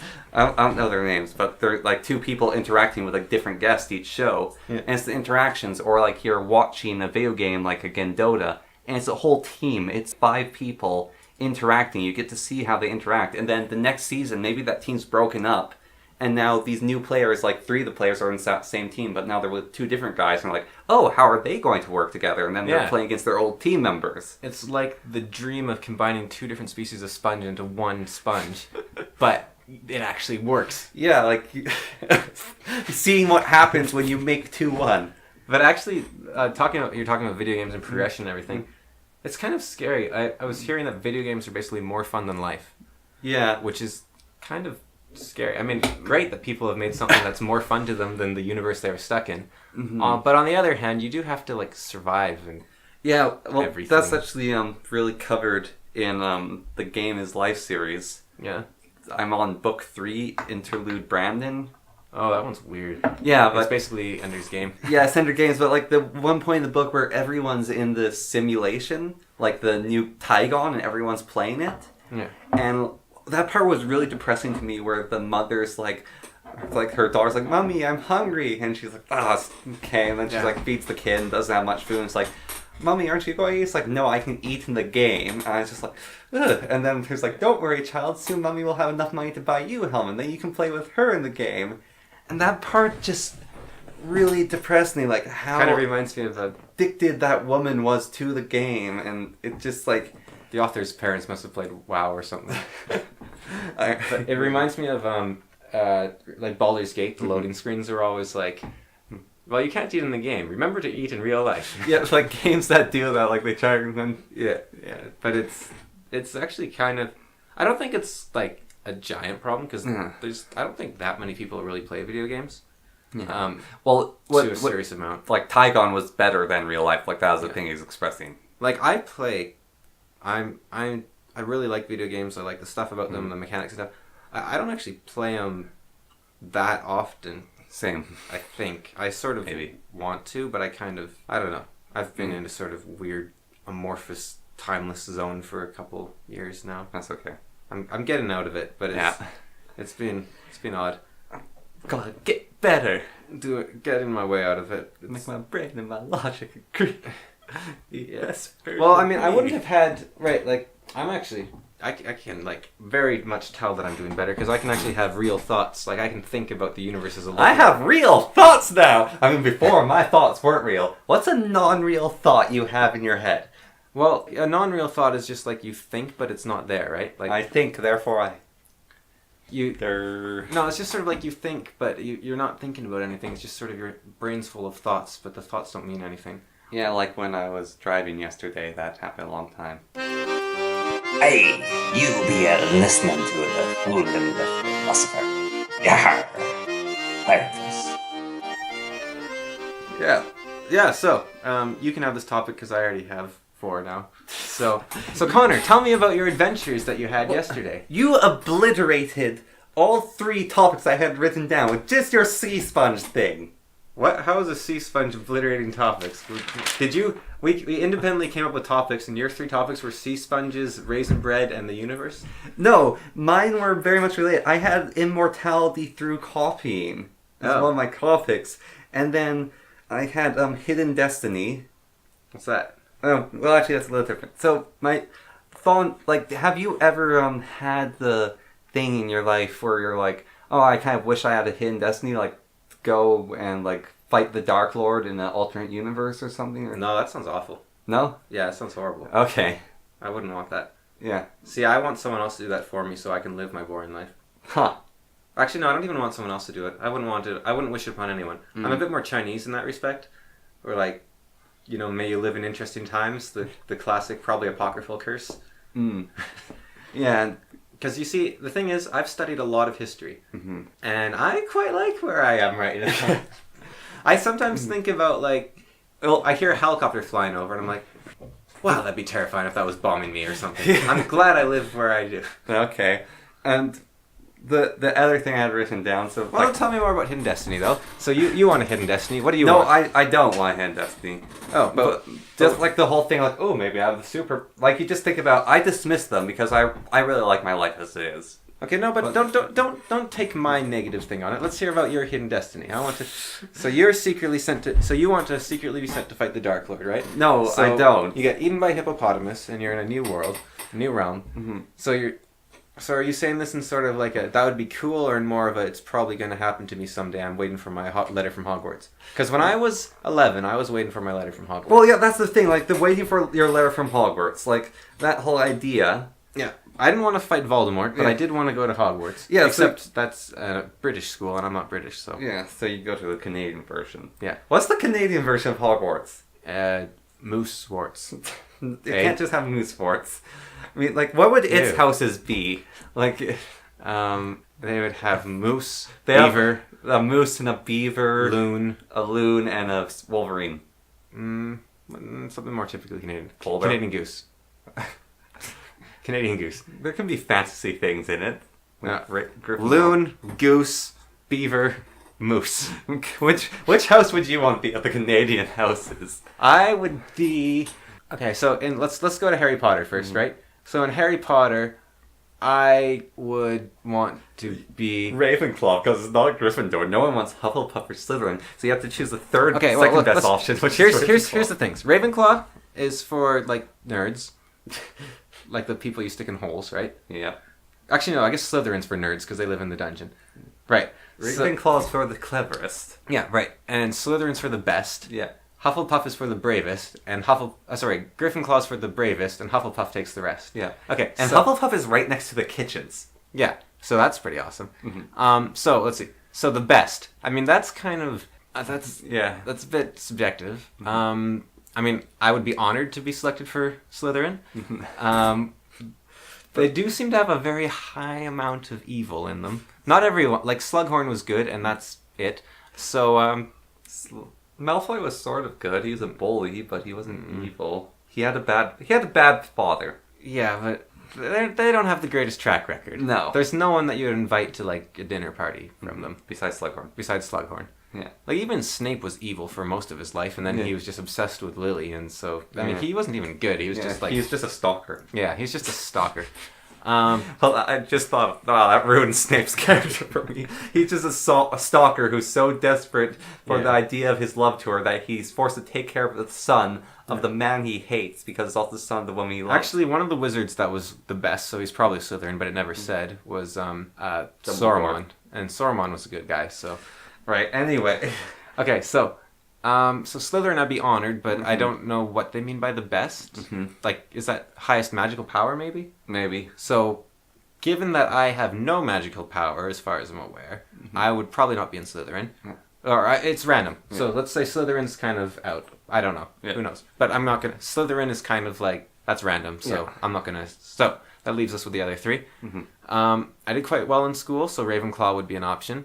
I also talk back to a lot of teachers, so I don't know if that makes me brave. But then, so that'd be like Gryffindor. Except the thing about Gryffindor, talk back to teachers. I'm so brave. Yeah.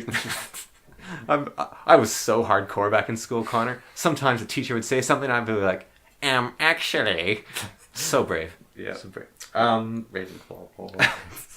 Gryffindor is the brave. I would probably be Ravenclaw. Like, I would not go into the Forbidden Forest. No? No. No? No. Never. No. Even if you had a wand, you could like No. use I would- Wingardium no. Leviosa. No. Like No. werewolves and giant spiders and The moment centaurs. Dumbledore said, don't go somewhere, I'd be like, okay. He's like, don't go to the third floor. Okay, yep, nope, you don't need to tell me twice. I'm not going to the third floor. Don't go into the forest. Yep, I'm not. Fight a basilisk. The stuff Harry Potter has done, think about it. It's madness. It's insane. So I would not be in. No, I am not worthy to be in Gryffindor. I'm not brave enough. I'm not like. Look, if there was a communist takeover in Canada, I would be one of the people that spoke up and probably got shot. Or if I didn't, I would probably be... I just gave myself away to them. Or I would be the person that hid for long enough to betray them, but I wouldn't stay quiet. I wouldn't go along with it. So, that's bravery. But that is not fighting a giant spider. I'm not going to fight a giant spider, okay? Even if like it's on top of you and it's going grr, grr, grr with its claws and you're holding back its mandibles, No. then you roll away and pull out the light of the favorite star of the elves and stab with a sword. No, I'm not a hobbit. Even if I was wrapped up in a web and it's about to eat me, you just run away. No, I wouldn't run away then. See, that's bravery. No, that's just there's not many other options, is there? Like, it's just because. Well, I mean, you're pretty big. It might give me a head. No, I wouldn't run away. If someone was trapped like that, I wouldn't run away. But I don't think anyone would. Like, that's just not something you'd do. Yeah. I mean, if you thought your odds were 0, though, I mean, but I don't think you could run away. Even if, you'd have to be like insanely rational to actually run away. Yeah. Or like very Cowardly. No, I don't think a coward would run. I don't know.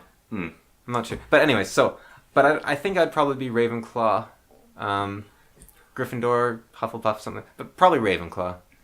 Unfortunately, I don't want to. Well, have you done the online test thing? That like you can only log in once and it gives you the result. Yeah, it doesn't work here. Oh, I've done it. The internet's too slow. Yeah, I've done it. According to it, I'm Ravenclaw, but I disagree. And you can choose with the hat. So, anyways, back to the Canadian. We've got loon, moose, fox, and beaver. Not fox. We've got loon, goose, moose, and beaver. Actually, there's one other thing I want to talk about. Gryffindor quickly. is moose. No, it can't be direct reflections. Why not? I don't know. One thing I want to talk about quickly, though, about like I was saying, you can choose. Yeah. So, knowing the whole movie and the books, how You can choose in the books. yeah, the movie and the books, and Yeah, stuff. okay. But like Harry's like not Slytherin. Yeah. And so he went into Gryffindor. Yeah. I guarantee that Ron Weasley went not Hufflepuff, and Hermione went not Ravenclaw. Like, I'm pretty sure both of them thought that. They didn't want to go into the things... I don't know. I think Ron was just straight up Gryffindor. Well, maybe Neville then. Yeah, Neville could be like a not Hufflepuff sort of. Yeah. But I'm pretty sure Hermione didn't want to go into Ravenclaw. Yeah, because she was a shoo-in for Ravenclaw. Yeah. But like, they're both insanely brave. Like, yeah, they're insanely brave, but that's why they got the option, because the thing they didn't want. So, like, the other option is the bravery. Yeah. Well, Ron's just brave, actually. Yeah. But Neville and Harry and Hermione all didn't want the thing that Hatfield was like, you can go to this one. I'm like, no, I don't want to. It's like, okay, then Gryffindor. Yeah, it could have been, actually. That's my thoughts. Yeah. So, we've got moose, which is for the strongest. We've got beaver, which is for the most industrial. Yeah. We've got goose, which is for the most annoying. And, Goose is... and we've got loon, which is for the emos. So, you know, they're like sad, sort of. Woo! No. So you'd be in moose. Strong like a moose. Smart like a moose. And I would be in loon. No, I'm blonde. I can't be an emo. I would be Goose. You talk a lot. You're like, yeah. Yeah, I'd be in goose. You'd be in moose. I'd be in goose. And when they were invited to the Triwizard Tournament, I guess that's for European schools. Yeah. Instead of Quidditch, what would the Canadian magic schools thing be? Like flying hockey? Well, because like Quidditch is the equivalent of football, right? Yeah. So it would be like Tunneling through the grass. So Americans and Canadians would have their own equivalents of their sports because we're not into football in America and Canada. We're into like Hockey in Canada. Hockey and lacrosse in Canada. But I say lacrosse I don't know how popular it is. That's technically our sport is lacrosse, but So flying hockey. well, it doesn't have to be flying hockey, just magic hockey. I think it'd be because like we like checking, we like a bit of a bruiser. I think it would be just normal hockey, but You have your wand. you have your wand. That's just it. Like, it's nothing creative and special like Quidditch. Oh, it'd be more creative. It would be brutal. No, but I'm not saying it's not like creative like the flying about. It's literally just like these Hockey plus wands. Yeah, hockey plus songs, like the person just like they're running and then the person's like stupefy and they're like about to hit a puck and they're like Durr. No, but you could do stuff like transform the ice into like tar and someone just like wham and then like transform the ball into a bird and then or SEO net and then you like or like shrink your net. Animagus just turns into a grizzly and grabs someone. Yeah, I think that would be. Why isn't there a bear team in Canada? Yeah, because I think there's too many birds. I think we should replace loon with bear. No, because bears are everywhere. Canadian geese are only in Canada and United States. Yeah, well, there's geese, but I don't They're like called the Canadian goose. I don't like the loon. That's like our national animal or It's our something. queen. Yeah, that's like our most famous animal. What about raven? That's There's Ravenclaw, right? Yeah. and That's not Canada. That's Yukon. the Yukon. Yeah. But I mean, Yukon's the Raven. not maybe we Canada. could have like a team maple. Like there could be a maple. We're pretty Thor. famous for our birds. Like a whiskey jack could be another one. I'd rather have a whiskey jack than a loon. But the loon is on our money. We have to have the. We could get rid of the goose. What about polar bear? Only Canada has polar bears. I'm not sure about that. Okay. Because there's a lot of a fight about the North Pole between Right. Russia, Canada, Iceland. It's Canada. That's a very political stance you're taking here. I'm very patriotic. I'm very un-Canadian. Yeah. And What about killer whale instead of a loon? Like they're everywhere, but I mean, if I said killer whale, you don't instantly think of Canada, though. no. But you don't instantly think of the UK when I say griffin or snake. Yeah, but we're stereotyping. We don't have to be stereotyped. Yeah, but if we want to be creative, then What we about, could like, just be like frost different. dragon. Well, no, those are definitely European. So it has to be. It has to. So if you want to do it that way, then they're using European mythology. So we have to use North American. So raven. So if we use North American mythology, then we would have like raven, coyote, bear, and like another raven, like willow or something. Yeah. Yeah, because there's like, or we could use like the Inuit ice demons and stuff, which would be terrifying. Mm-hmm. So that'd be like the evil one would be like the Inuit demon gods. Like the what are they? Creepy screaming thing that's a cannibal. Oh, like a Wendigo. Yeah, there'd be a Wendigo team, like Wendigore. So yeah, it'd be like Wendigore. Wendigore would be for the evil. It's like the gore things. Yeah, It's like all right. for the most violent. We have raven, grizzly, coyote. coyote, and Wendigo. Yeah, well, although both coyote and raven. Oh, okay. So coyote and raven are very similar. So let's combine them into just raven. Oh no, coyote's a lot meaner than raven. Yeah, coyote is actually like a murderer. Yeah, coyote's pretty cruel. So let's get rid of Wendigo. That coyote can be the bad guys maybe. Well, coyote's weird. Yeah. But we don't have to we don't have to have an evil team necessarily. Yeah, we can. Okay, like so raven, coyote. Do we even want grizzly? I'm not sure about grizzly. Grizzlies are like the wise, powerful thing. No, the mice are the powerful thing. Grizzlies are the grizzlies might be wise, but mice are the powerful ones. Yeah.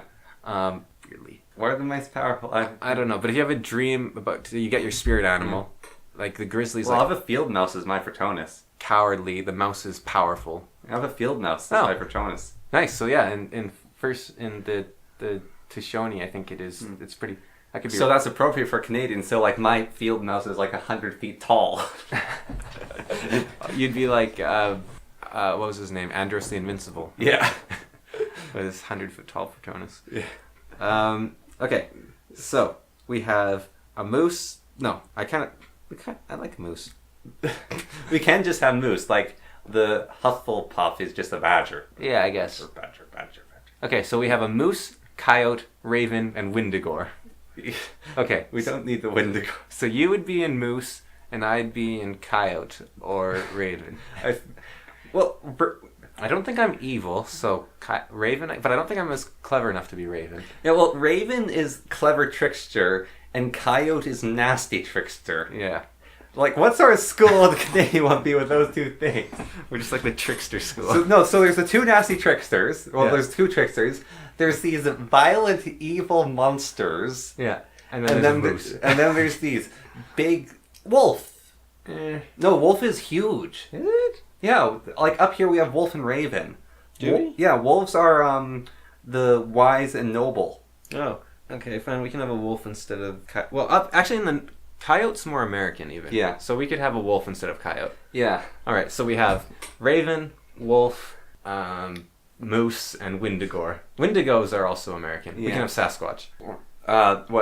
Like Jabd or whatever his name is. Don't know. We could just have the Inuit ice demons. Just that seems a bit like straight up evil.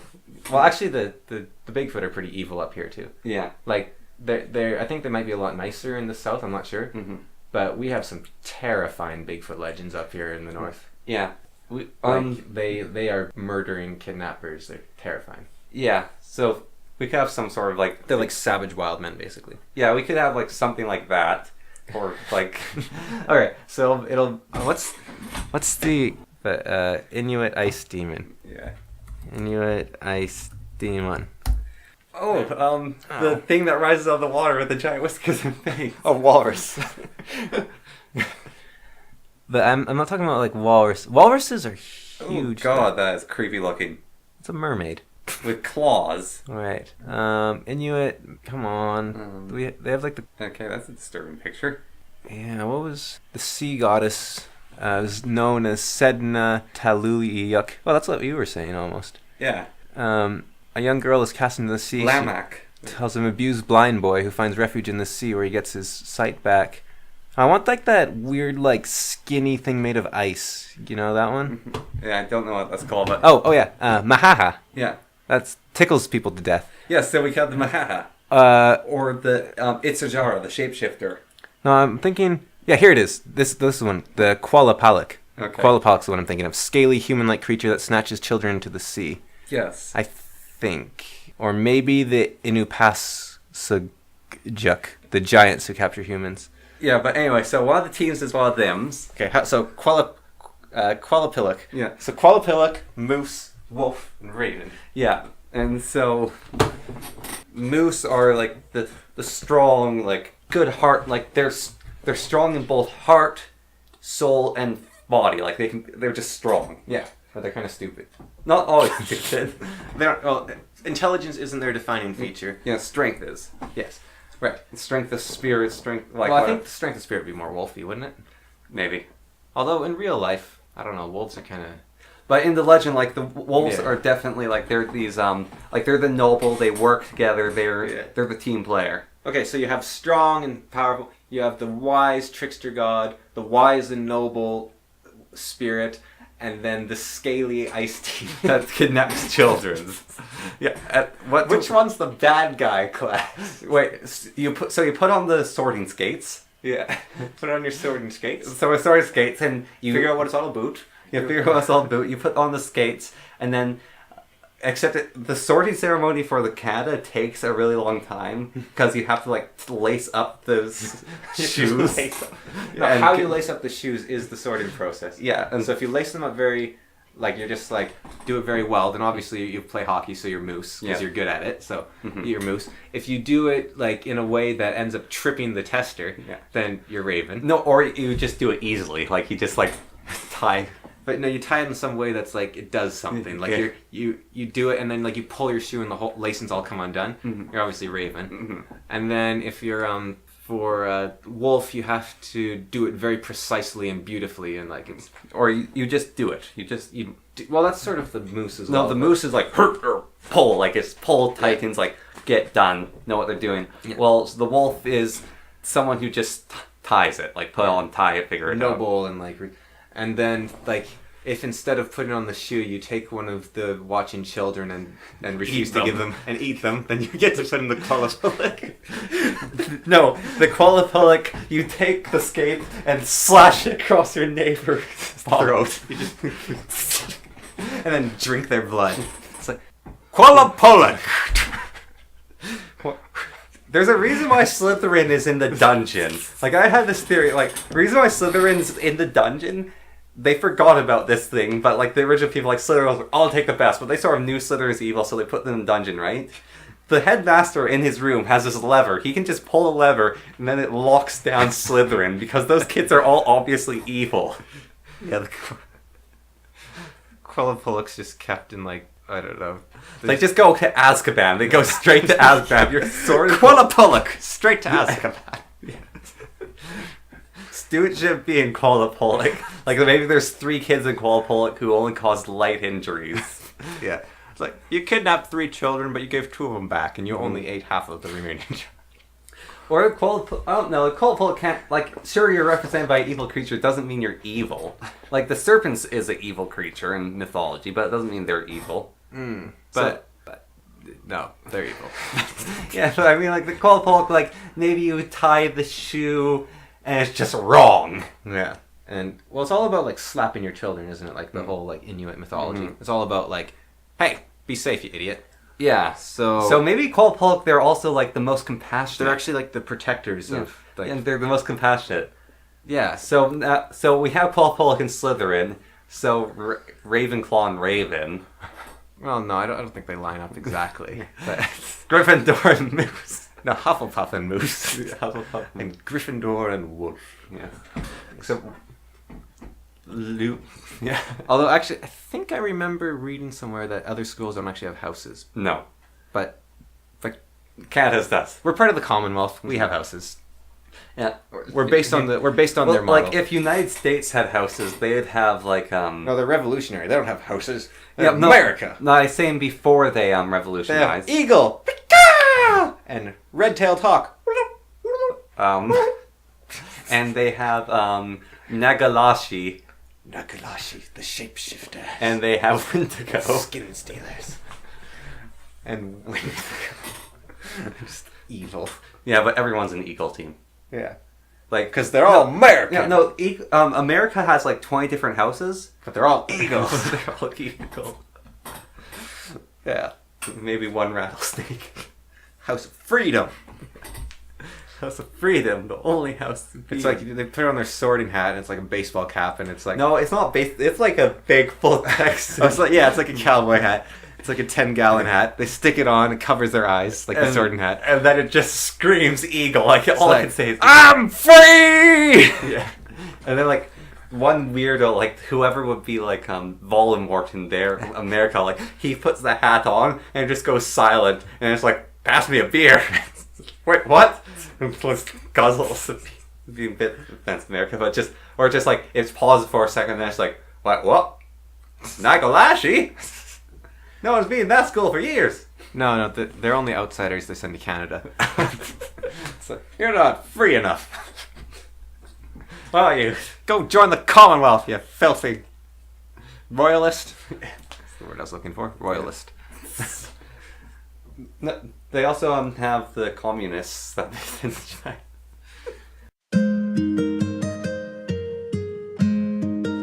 You are listening to The Fool and the Philosopher. Alright. So, dear. Why were we talking about? Well, there was something we were. I. Hidden Destiny. Everyone Hidden wants to Destiny. learn Yes. Hogwarts. So you got your hidden letter to Hogwarts. You've joined Moose, and it turns out that you have the magical power. You're the only one that can defeat Voldemort. I wouldn't like that. That's a lot of responsibility. I like a bit of responsibility. Everyone needs a bit of responsibility. You need as much responsibility as you can bear, right? But fighting Voldemort, that's a lot of responsibility. That's going to cause you PTSD. You're going to lose loved ones. It's So not the good. other thing that I had though, which it sort of ties into PSD, Yeah. was the injury fantasy. House Cameron, you're a sponge. The injury fantasy. Yeah. Injury fantasy. It's actually a What kind of surprisingly common twisted- thing. What? Like you wish you were injured? Yeah, you're injured so you could get out of work and you'd get like worker comp pay, or like you get your arm broken so something interesting can happen in your life. Yeah, I can see that. Yeah, definitely. Yeah. Like, I wish I had a cold today so I didn't have to do this. I've wished I was dead so I could stop existing. So I've definitely experienced something similar. That's the little. Because the pain of my existence was too much for me to bear. And that sounds very nihilistic, but it's just depression. Yes. It's I'm not a nihilist at all. Yeah, but like those people. Camus is one of my favorite people, I think. Like the he's beyond an like the horror, like that's not very going, but like sounds like, oh, I get an injury so people pay attention to me in the hospital, and then like it's interesting, or like you get injured, Or just get out of something, or you get injured in this fantastic way, like you dive into water, save someone from drowning, and you get them out, and then you have hypothermia, so you have to be in the hospital, like the brief thing or whatnot, or like there's a whole test actually you can do, like there's these fantasies like a rich great uncle dies you have no connection to, and he gives you his fortune. Right, so you're talking about basically your life is too boring, you want something to come along and shake everything up. Yeah. So I can't say I exactly experienced that, but well, for me, I've thought about those things myself, and I'm like, no, I'm going to make it myself. Like, I am very much one of those people who wants to make it myself, and that's the problem when people want to help I think me. one thing for those sort of things is, obviously, if you're having these, like, if you're having them once in a while, I'm sure that that's fairly common, but if you're having them all the time, maybe your life isn't interesting enough. Yeah. I had this thought once where if your dreams are more interesting than your life, either you need to make your life more exciting or you need to never wake up. From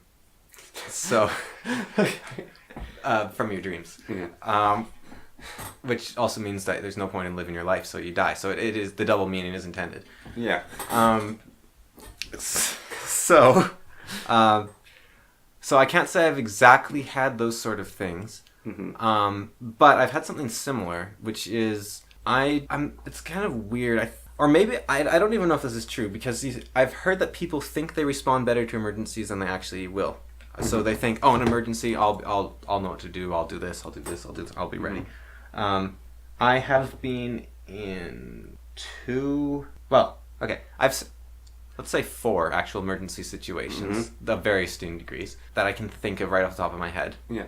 This is outside of dreams, because I followed the French philosophy, not all French, but it was a very common philosophy in like Victorian France. What you do in your dreams is what you do in real life? Yes.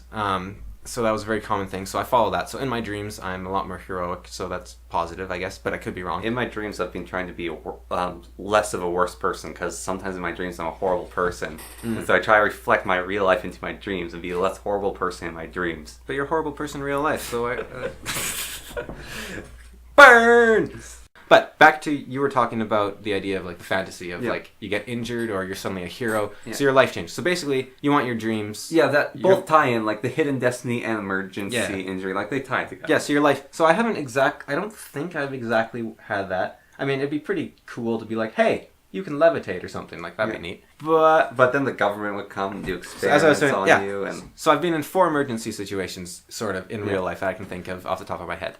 So, first one, you almost stuck a knife in, we were both quite young, and you were trying to get some bread out of a toaster, so you took a knife, and you were about to shove it into the, I was already in the toaster possibly, and you're wiggling around, and I told you, stop! And you like dropped it and like backed away, because I must have said it in a way that, I'm surprised you listened to me, but... You have a voice that really shocks me out of anything.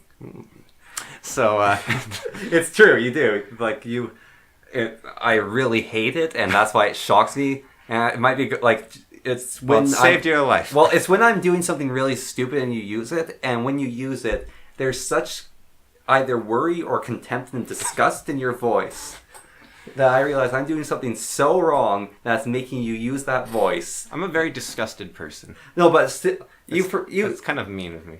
But like you have such contempt sometimes, or such worry, that I'm like, oh shoot, I'm doing something really wrong. I have to immediately stop and change.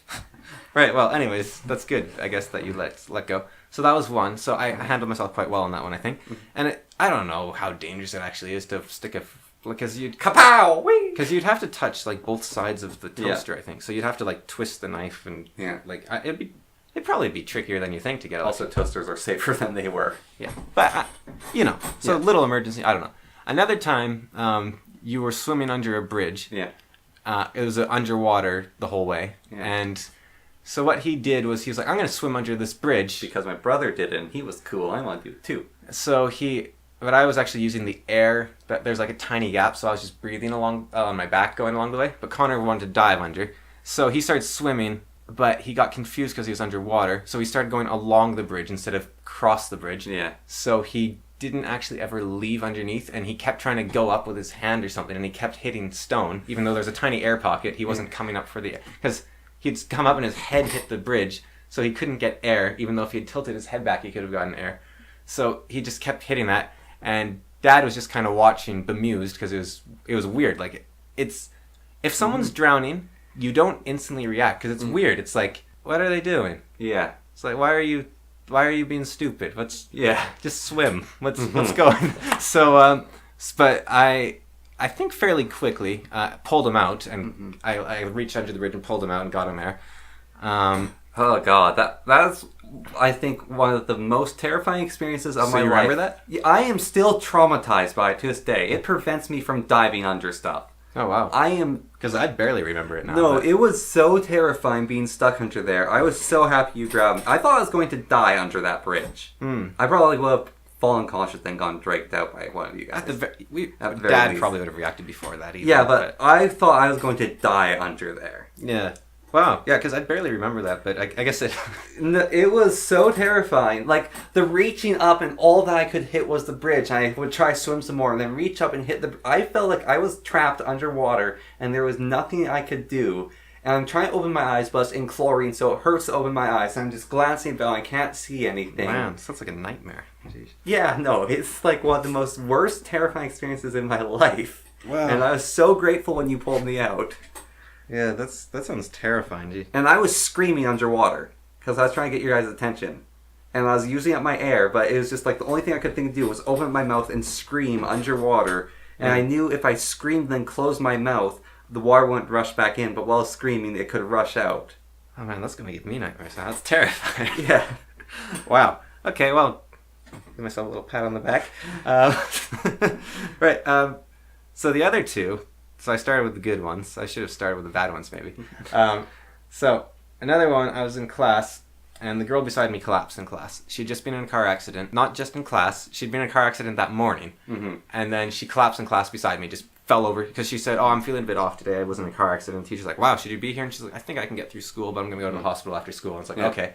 Sitting there, she just collapses beside me. And I was like... And so I had just taken first aid, I don't know, like a year ago at that point or something. Because I get first aid every couple of years. Yeah. It just happens because of my various jobs and stuff. And so she just collapsed, and I was like, okay, I want to help. There's a lot of people around. The teacher ran over, and I was like, he probably knows it better than me, so I should probably stay out of it. But at the same time, I was like, should I help? And then I was like, okay. And then I was like, so I was just sort of sitting on the desk, like, Well, that's the problem. should I There's help? a lot Should I of stay people away? there. Because the whole class, I bet there was probably like 5 people in that class that knew first aid or something. So the guy beside me, I'm pretty sure he knew first aid. I forget his name. It was one of those sort of like No need to remember it. soft names like Sasha or something. That wasn't his name, but something like that. But well, if he's listening, then he did good because I think he knew first aid, but he didn't try to do first aid. What he did was he started pushing desks away from her because the teacher was already tending to her. He started pushing desks away, and then the teacher sent someone else to go get the school's actual medical person. So they went off to get Mr. Stevens, I think his name was. So I didn't really do anything in that circumstance, which is probably in a way better than me just rushing in there and getting in the way of the teacher. Yeah. But at the same time, I had the training and I didn't know what to do. I just sort of froze up. Yeah. So that wasn't... That's common. That's why you want everyone to know first aid. Because if 10 people know first aid, at least one person will react instead of 10 people who only one knows first aid. Maybe the person who knows first aid will freeze up and someone who doesn't acts. Yeah. And so the final emergency situation was very recently, a couple weeks ago. And a friend of mine's car it was like a hit and run. Someone hit his car and then just pulled out of there and drove off. And I just sort of like, what happened? What's going on? And my friend just started running towards his truck to go chase the guy down. And another one of my friends ran with him, and the third friend started phoning the police and going over to the neighbors. And I was just sort of like, because I wouldn't have... So here's my thought about that whole situation. Someone hits your car, so you run to chase him down. And my thought, because you can think pretty fast, but your thoughts are weird. My thought is like, okay, I could run with them, get in the truck, help them chase him down. Although it's a truck, so I mean, it can hold 2 people anyway. So I couldn't have fit in the probably anyways. But anyways, what do you do when you catch him? I'm not gonna rough a guy up. I don't know. Like I don't know. Like if he throws the first punch, sure I'll fight him. But I'm not gonna just attack someone. I don't think my friends were either. But they just chased. They probably thought less, which made them do more. Yes. Which is, so I think when people freeze up, they're not blanking. I think they're thinking too much and their thoughts are weird. Yeah. It's like just chase him. It'll work out. But don't. Well, that's the thing. Don't speed and chase him and cause more danger. They followed all the laws. They did a very good job. We got the guy. We got his information. So it's probably follow him to find his plate. Yeah. So yeah, get his plate, get his insurance information, that sort of thing. So that's fine. But I kind of froze up. And the one thing I did do though was my other friend that stayed behind, but didn't like jump in the car. He started phoning the police, but he also went over because he wanted to like talk to them and say like, hey. Talk to them and be like, hey, what do you think you're doing, kind of thing. And so we were just sitting inside the house, and then I was like, okay, you know what? My friend's a pretty strong guy, but there's one of him. The guy looked like he was pretty big. I was like, or if there's someone else in the house, they don't take kindly to him. I was like, maybe it's just like, mass, moral support, muscle. So I was like, so I got my other. You're going to be Muggsy. Calden was like unconscious at that point, so I was like, Calden, come with me. I need muscle. So I put on my shoes. Calden came with me, and we went out to support him. But it turned out it didn't need to do anything. But yeah, I was just basically like, so I had a very delayed reaction, but then I thought, at the very least, I can be some dumb muscle. Yeah. I'm not very strong, but I'm not a wimp, Yeah. but I'm not, like, the thing is, I can fight, and I think, like, I've been in one fight, not with you, I've been in my life. Yeah. And it wasn't like a big, well, okay, yeah, maybe that's not true. I'd have to think about it, but one that stands out was an actual boxing match, and the guy kept hitting me in the head. And it's amazing getting punched repeatedly in the head, how hard it is to think. Like, wow. What's this? I've never heard about this. So we were in medals class, and for some reason, I don't know if the teacher was there or not, someone brought boxing gloves. So everyone in there formed a ring, and people just started fighting with the boxing gloves. But the problem was, we didn't have any safety equipment. Yeah. So, and they wanted me to go in the ring, and I was like, okay, because I know a bit about boxing. But because we didn't have safety equipment, I had to take my glasses off to be safer. Mm-hmm.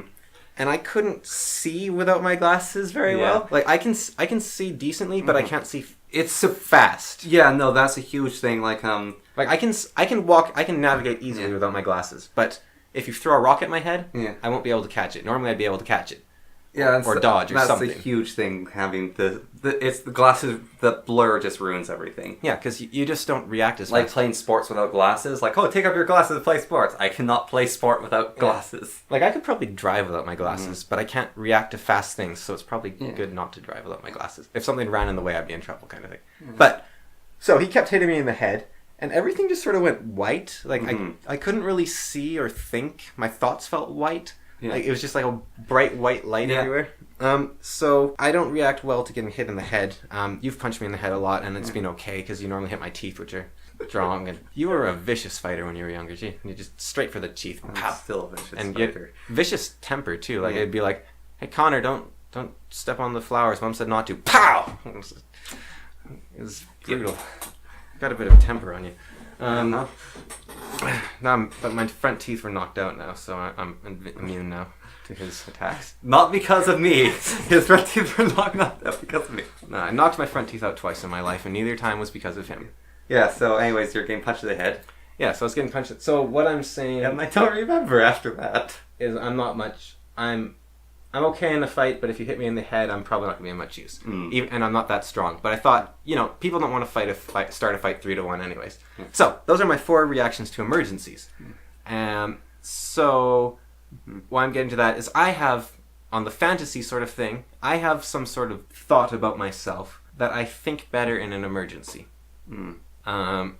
This was more back when depression was more severe. I'd be like, I can't think, but an emergency would really help me think. Because it's like, oh, mom's died. Okay, I need to phone the lawyer. I need to phone Connor, tell him about it. I need to tell the neighbors, get their help. I need to do this. I did this. So I would plan out the what to do, and I'd be like, okay, ready. Or it's like, okay, that person was just hit by a car. Okay, I gotta get first aid to them. I'll tell that person to do this.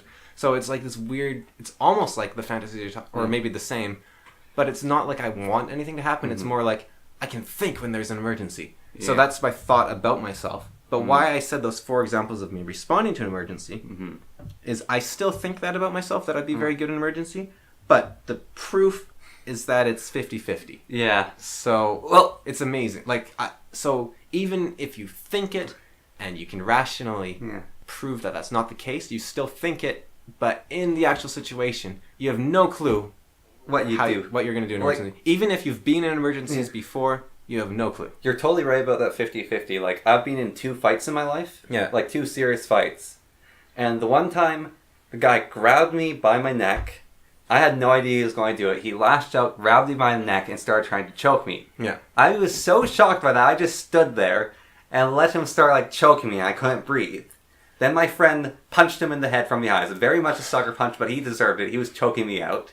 So, no idea. The other time, I was in a fight, and it was against a lot more people than it should have been, and they were being threatening to me. They like started like pushing me and like trying to grab my backpack. I used to walk to school with a large amount of like papers in my arms. No kidding. And they knocked out my arms, and that really pissed me off. And so Nerd.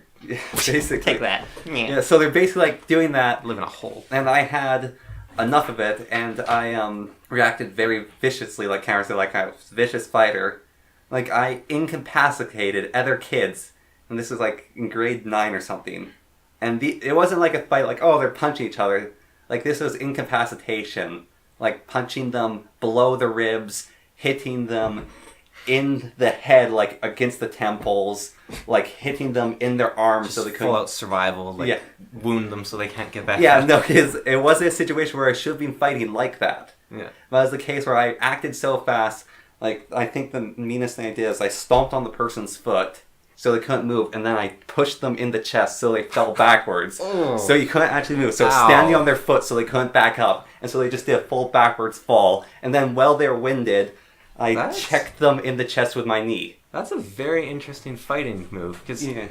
that wouldn't work for most people. Like, it would work for you because you're so big. But Yeah. for most people, that And then wouldn't work. when they hit the ground, immediately upon hitting the ground, I slammed my knee into their chest. So it was knocking the wind out. So it's like instant incapacitation street fighting I did. So, well, you didn't go below the belt, sounds like, though. I mean, should have done a few groin shots. That's how you win. A couple groin shots. It was gut shots and head shots, and I almost punched one guy in the throat. Yeah, throat's tricky though, because like they got chins. Yeah. Well, it's like Like, instead of I was going to hit them here, and instead I hit them right there. Right. But Oh, yes. For the record, he pointed at Yeah, his sorry. throat, and then he pointed at his solar plexus. yes. But anyways, so like in fights, it's been very 50-50. I've only had 2 fights that were actually like fights out of nowhere. Right. And then like emergencies, I've been the center of several emergencies, and my mind went blank. Like I fainted in class once. Wasn't super serious. Didn't have to go to hospital, I think. Someone else was dying of blood loss, and you just fainted. You're like, oh! No. I was sitting on my chair, and I think I like... You thought too hard. No, I think I had a panic attack on my chair. Someone's like, I had a really bad cold, and so I just... Mr. Connor, Yeah. what is the Pythagorean theorem? And then you're like, you thought too hard. Yeah, but I've also responded to some emergencies. I have no first aid training, so it's basically like trying to help the person until someone else can come along and help them. Yeah. But yeah, it's very 50-50, and I'll like I used to sleep at. I used to do a thing at night, like you're sort of like planning out an emergency, which was I would try to I would pray to God to protect my family from everything that could possibly go wrong. But then did you get like your cousins in there and Yes, like, your extended and my family? best And what about friends. your friends? But Yeah, what about my their friends. parents? Don't you care about their parents? No, And then kept Connor, going. but what about their parents? And what about their cousins? No, that's actually OCD behavior. Yeah, I know, but I would do So it. I'm not saying you're OCD Mhm. or OCPD, but Well, OC. But I forgot which one's spend it. like 2 hours in the night like doing that, crying and being terrified. Or it's like I still sometimes like if my person says like I'm going to be there at whatever time Yeah. and they're not there, and it's like They're in a car accident and you Yeah. didn't pray hard enough. Well, it's not so much they're in a car accident and where I didn't pray hard enough. But it's like they're in a car accident. Oh no, what am I going to do? Yeah. Like I what's think going to happen next? I think that's. I don't know if religion causes it or it's an expression of the symptom, but it's definitely something that. Yeah. But yeah, like I was saying, that's OCD or OCPD. I can't remember anymore. But Yeah. but I'm not. What a disorder is it something people do, but it's broken, right? Yeah. Like people are sad. People don't want to do stuff. They just want to laze about and do nothing. But if that's your life, that's depression. If you're like you actually are hurting them. if is you're the like problem. if you undoing, it's called, where if someone died and you're like, if I tap this door 3 times, they'll come back to life, but I have to do it every day. Yeah. That's called undoing, and it's Yeah. common after a tragic accident or something. I think you'd have to get a citation on that. Yeah. But so undoing, or like something like where you're talking about like you have to pray for everyone, or you have to like think of everyone, hold them in your mind, or you don't love them. So Well, if I don't pray, then they'll die. yeah. So if you hold that, if you take that to that is your life, Yeah. then you have like OCD or OC. Which one's which? Wow. Anyways, so with the accidents and all though, I almost had an accident yesterday. Yeah. Yeah. Nice segue. Actually, there's quite a few you could have done with that because we talked about Yeah. cars a bit before too. Yes, but still. So yesterday I was supposed to drive some people somewhere, and it was a long drive. It was like a 4-hour drive there, and it's going to be a 4-hour drive back. I didn't think it was going to be that long. It's not my vehicle I was driving. Anyways, dropped them off, and this is also part of the idea of like driving on the road and they're a nutcase, and then you're driving, and you're like, hey, I'm going the same speed as them. And it's easy to drive on this road, okay, I understand the point of view. So I'm driving back, and I am driving fast, and I'm like, okay, I'm going to slow down, like, I should just be safer here. Because there's some vehicles coming the other way, like, I should just be more careful. And I was driving, and it is a really long time to be driving on a road that intense. Like, it's like over an hour of driving on an intense road at 60 kilometers an hour. Yeah. Which is exhausting. And I was feeling really, really tired, and it's like, I have to keep my eyes open. So I'm just going to like pull over the next possible point that's safe and have a break. Right? Yeah. And then I'm driving, and I'm like, oh, I'm really tired. And then the car swerves to the right, and I do the whole control thing. You spin the wheel the other way, Yeah. and then start swerving that way. Because that's just what you do. Yeah. And then I correct it again, and I'm braking the whole time. And the area I'm swerving in, after I come to a full stop, like I'm fully awake now, adrenaline's going. I look to my right, and it's trees and a cliff going up. I look to my left, and it's a steep hill going down and thin trees. Like, I could have smashed one thing or gone the other way. I'm just like, ah! I'm like, this adrenaline pumping, can feel my heartbeat. It's like, no need for a break anymore. I'm awake. And in case like that, you should get out of your vehicle and check and all that stuff. But I just like, okay, go and keep driving. And I'm driving, and get to the highway. I'm driving on the highway off this road. And it sounds like a helicopter's following me. I'm like, what the heck? I'm like looking around. I was like, oh, where's this helicopter? And I ignore it because it's pretty quiet. And I'm driving, and it gets really, really loud. And I'm like, okay, something's up. I think it's coming from the car. What is it? And then there's like a construction zone, so it's like a really long time. And I'm driving through it, and it's like, okay, first chance again, I'm going to pull over, see what's going on.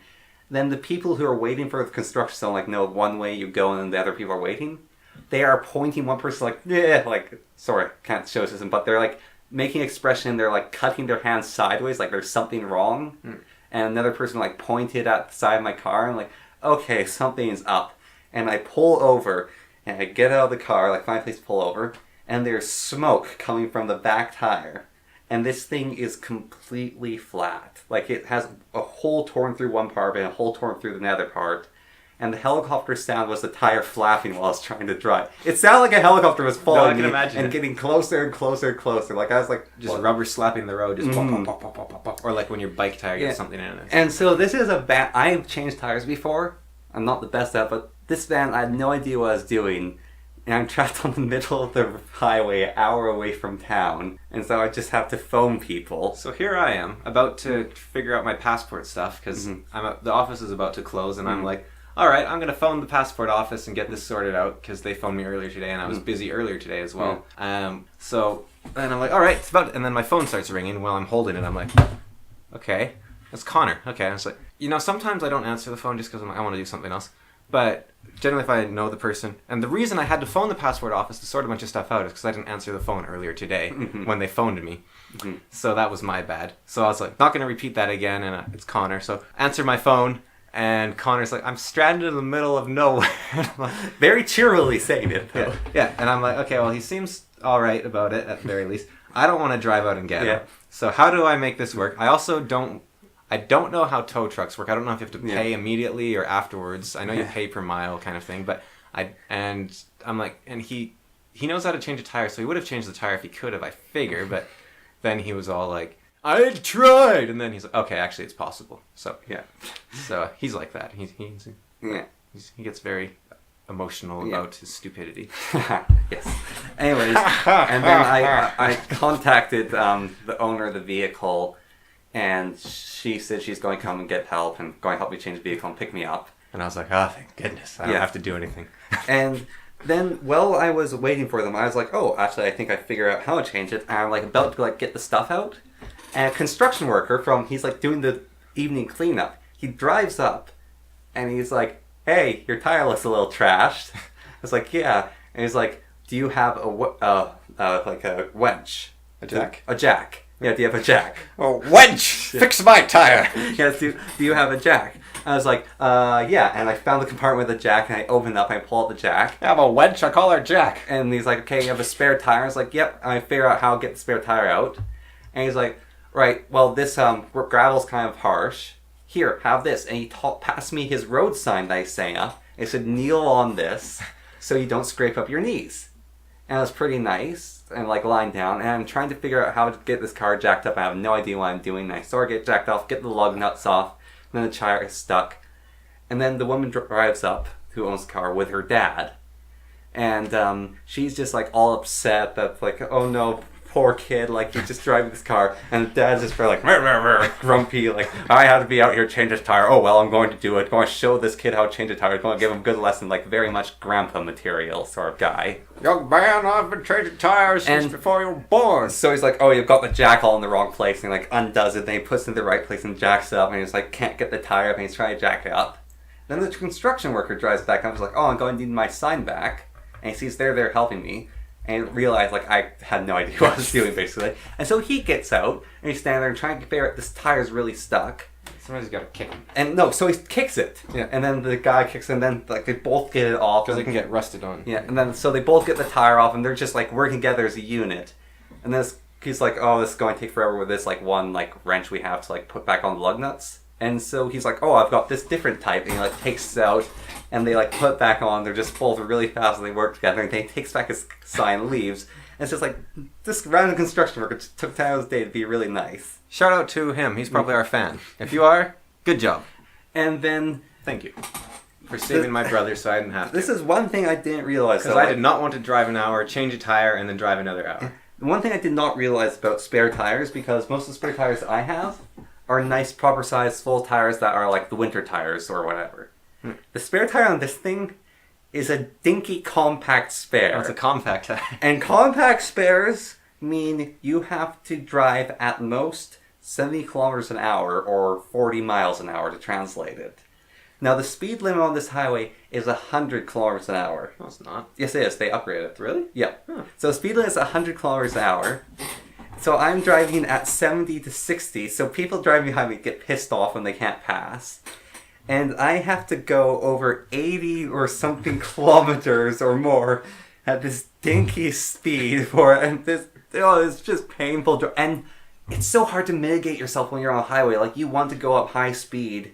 And I'm just going like, just put your hazards on or something. Just maybe throw on a turn signal just for... Yeah, no, but the people are just... It was a day. It was a 10-hour day that I was originally told was going to be a 5-hour day. And my day was supposed to be nothing, and then it was hang out with someone, so I mean that's a lot of work already. But then I had, because my dad was leaving, I had to talk to him, and then I had to get some stuff done, and then I had to do some driving to get to his place, and then I was like, okay, well, now I'm gonna get my stuff sorted out, and then I'll be ready to hang out with my friend, and then that's done. I'm like, okay, and now I got to solve this thing with the passport, and so the passport's not done. The stress levels went up, and then those games, Adam and Cud, I didn't really get to play nearly as much as I was going to. But this is the thing: friend was way better. Helping brother, not so much. But seeing a friend, way better than playing those games. Helping brother, I'm glad that you're like alive and not crashed, and also not just trapped still halfway between. Just slowly rashing out my chocolate cake and cherries. Yeah, or just like hitchhiking with some dodgy people all the way back or something. Because, yeah, but, so yeah, I'm glad you're okay and everything, but I didn't want to deal with that. I wasn't getting paid. I just wanted to sit back, relax, water some flowers, you know. Yeah. But yeah, no, it was good. You're alive, you're good. Vehicle's good, everything's sorted. Yeah. That was good. Seems like a good place to wrap up, unless we want a depressing...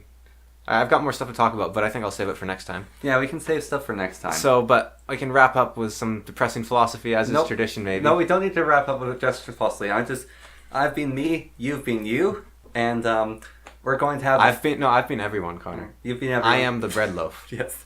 I've been me, he's been the bread loaf and the raisins. And you've also been the bread loaf. And this is going to be what you're going to hear from now on after we stop speaking.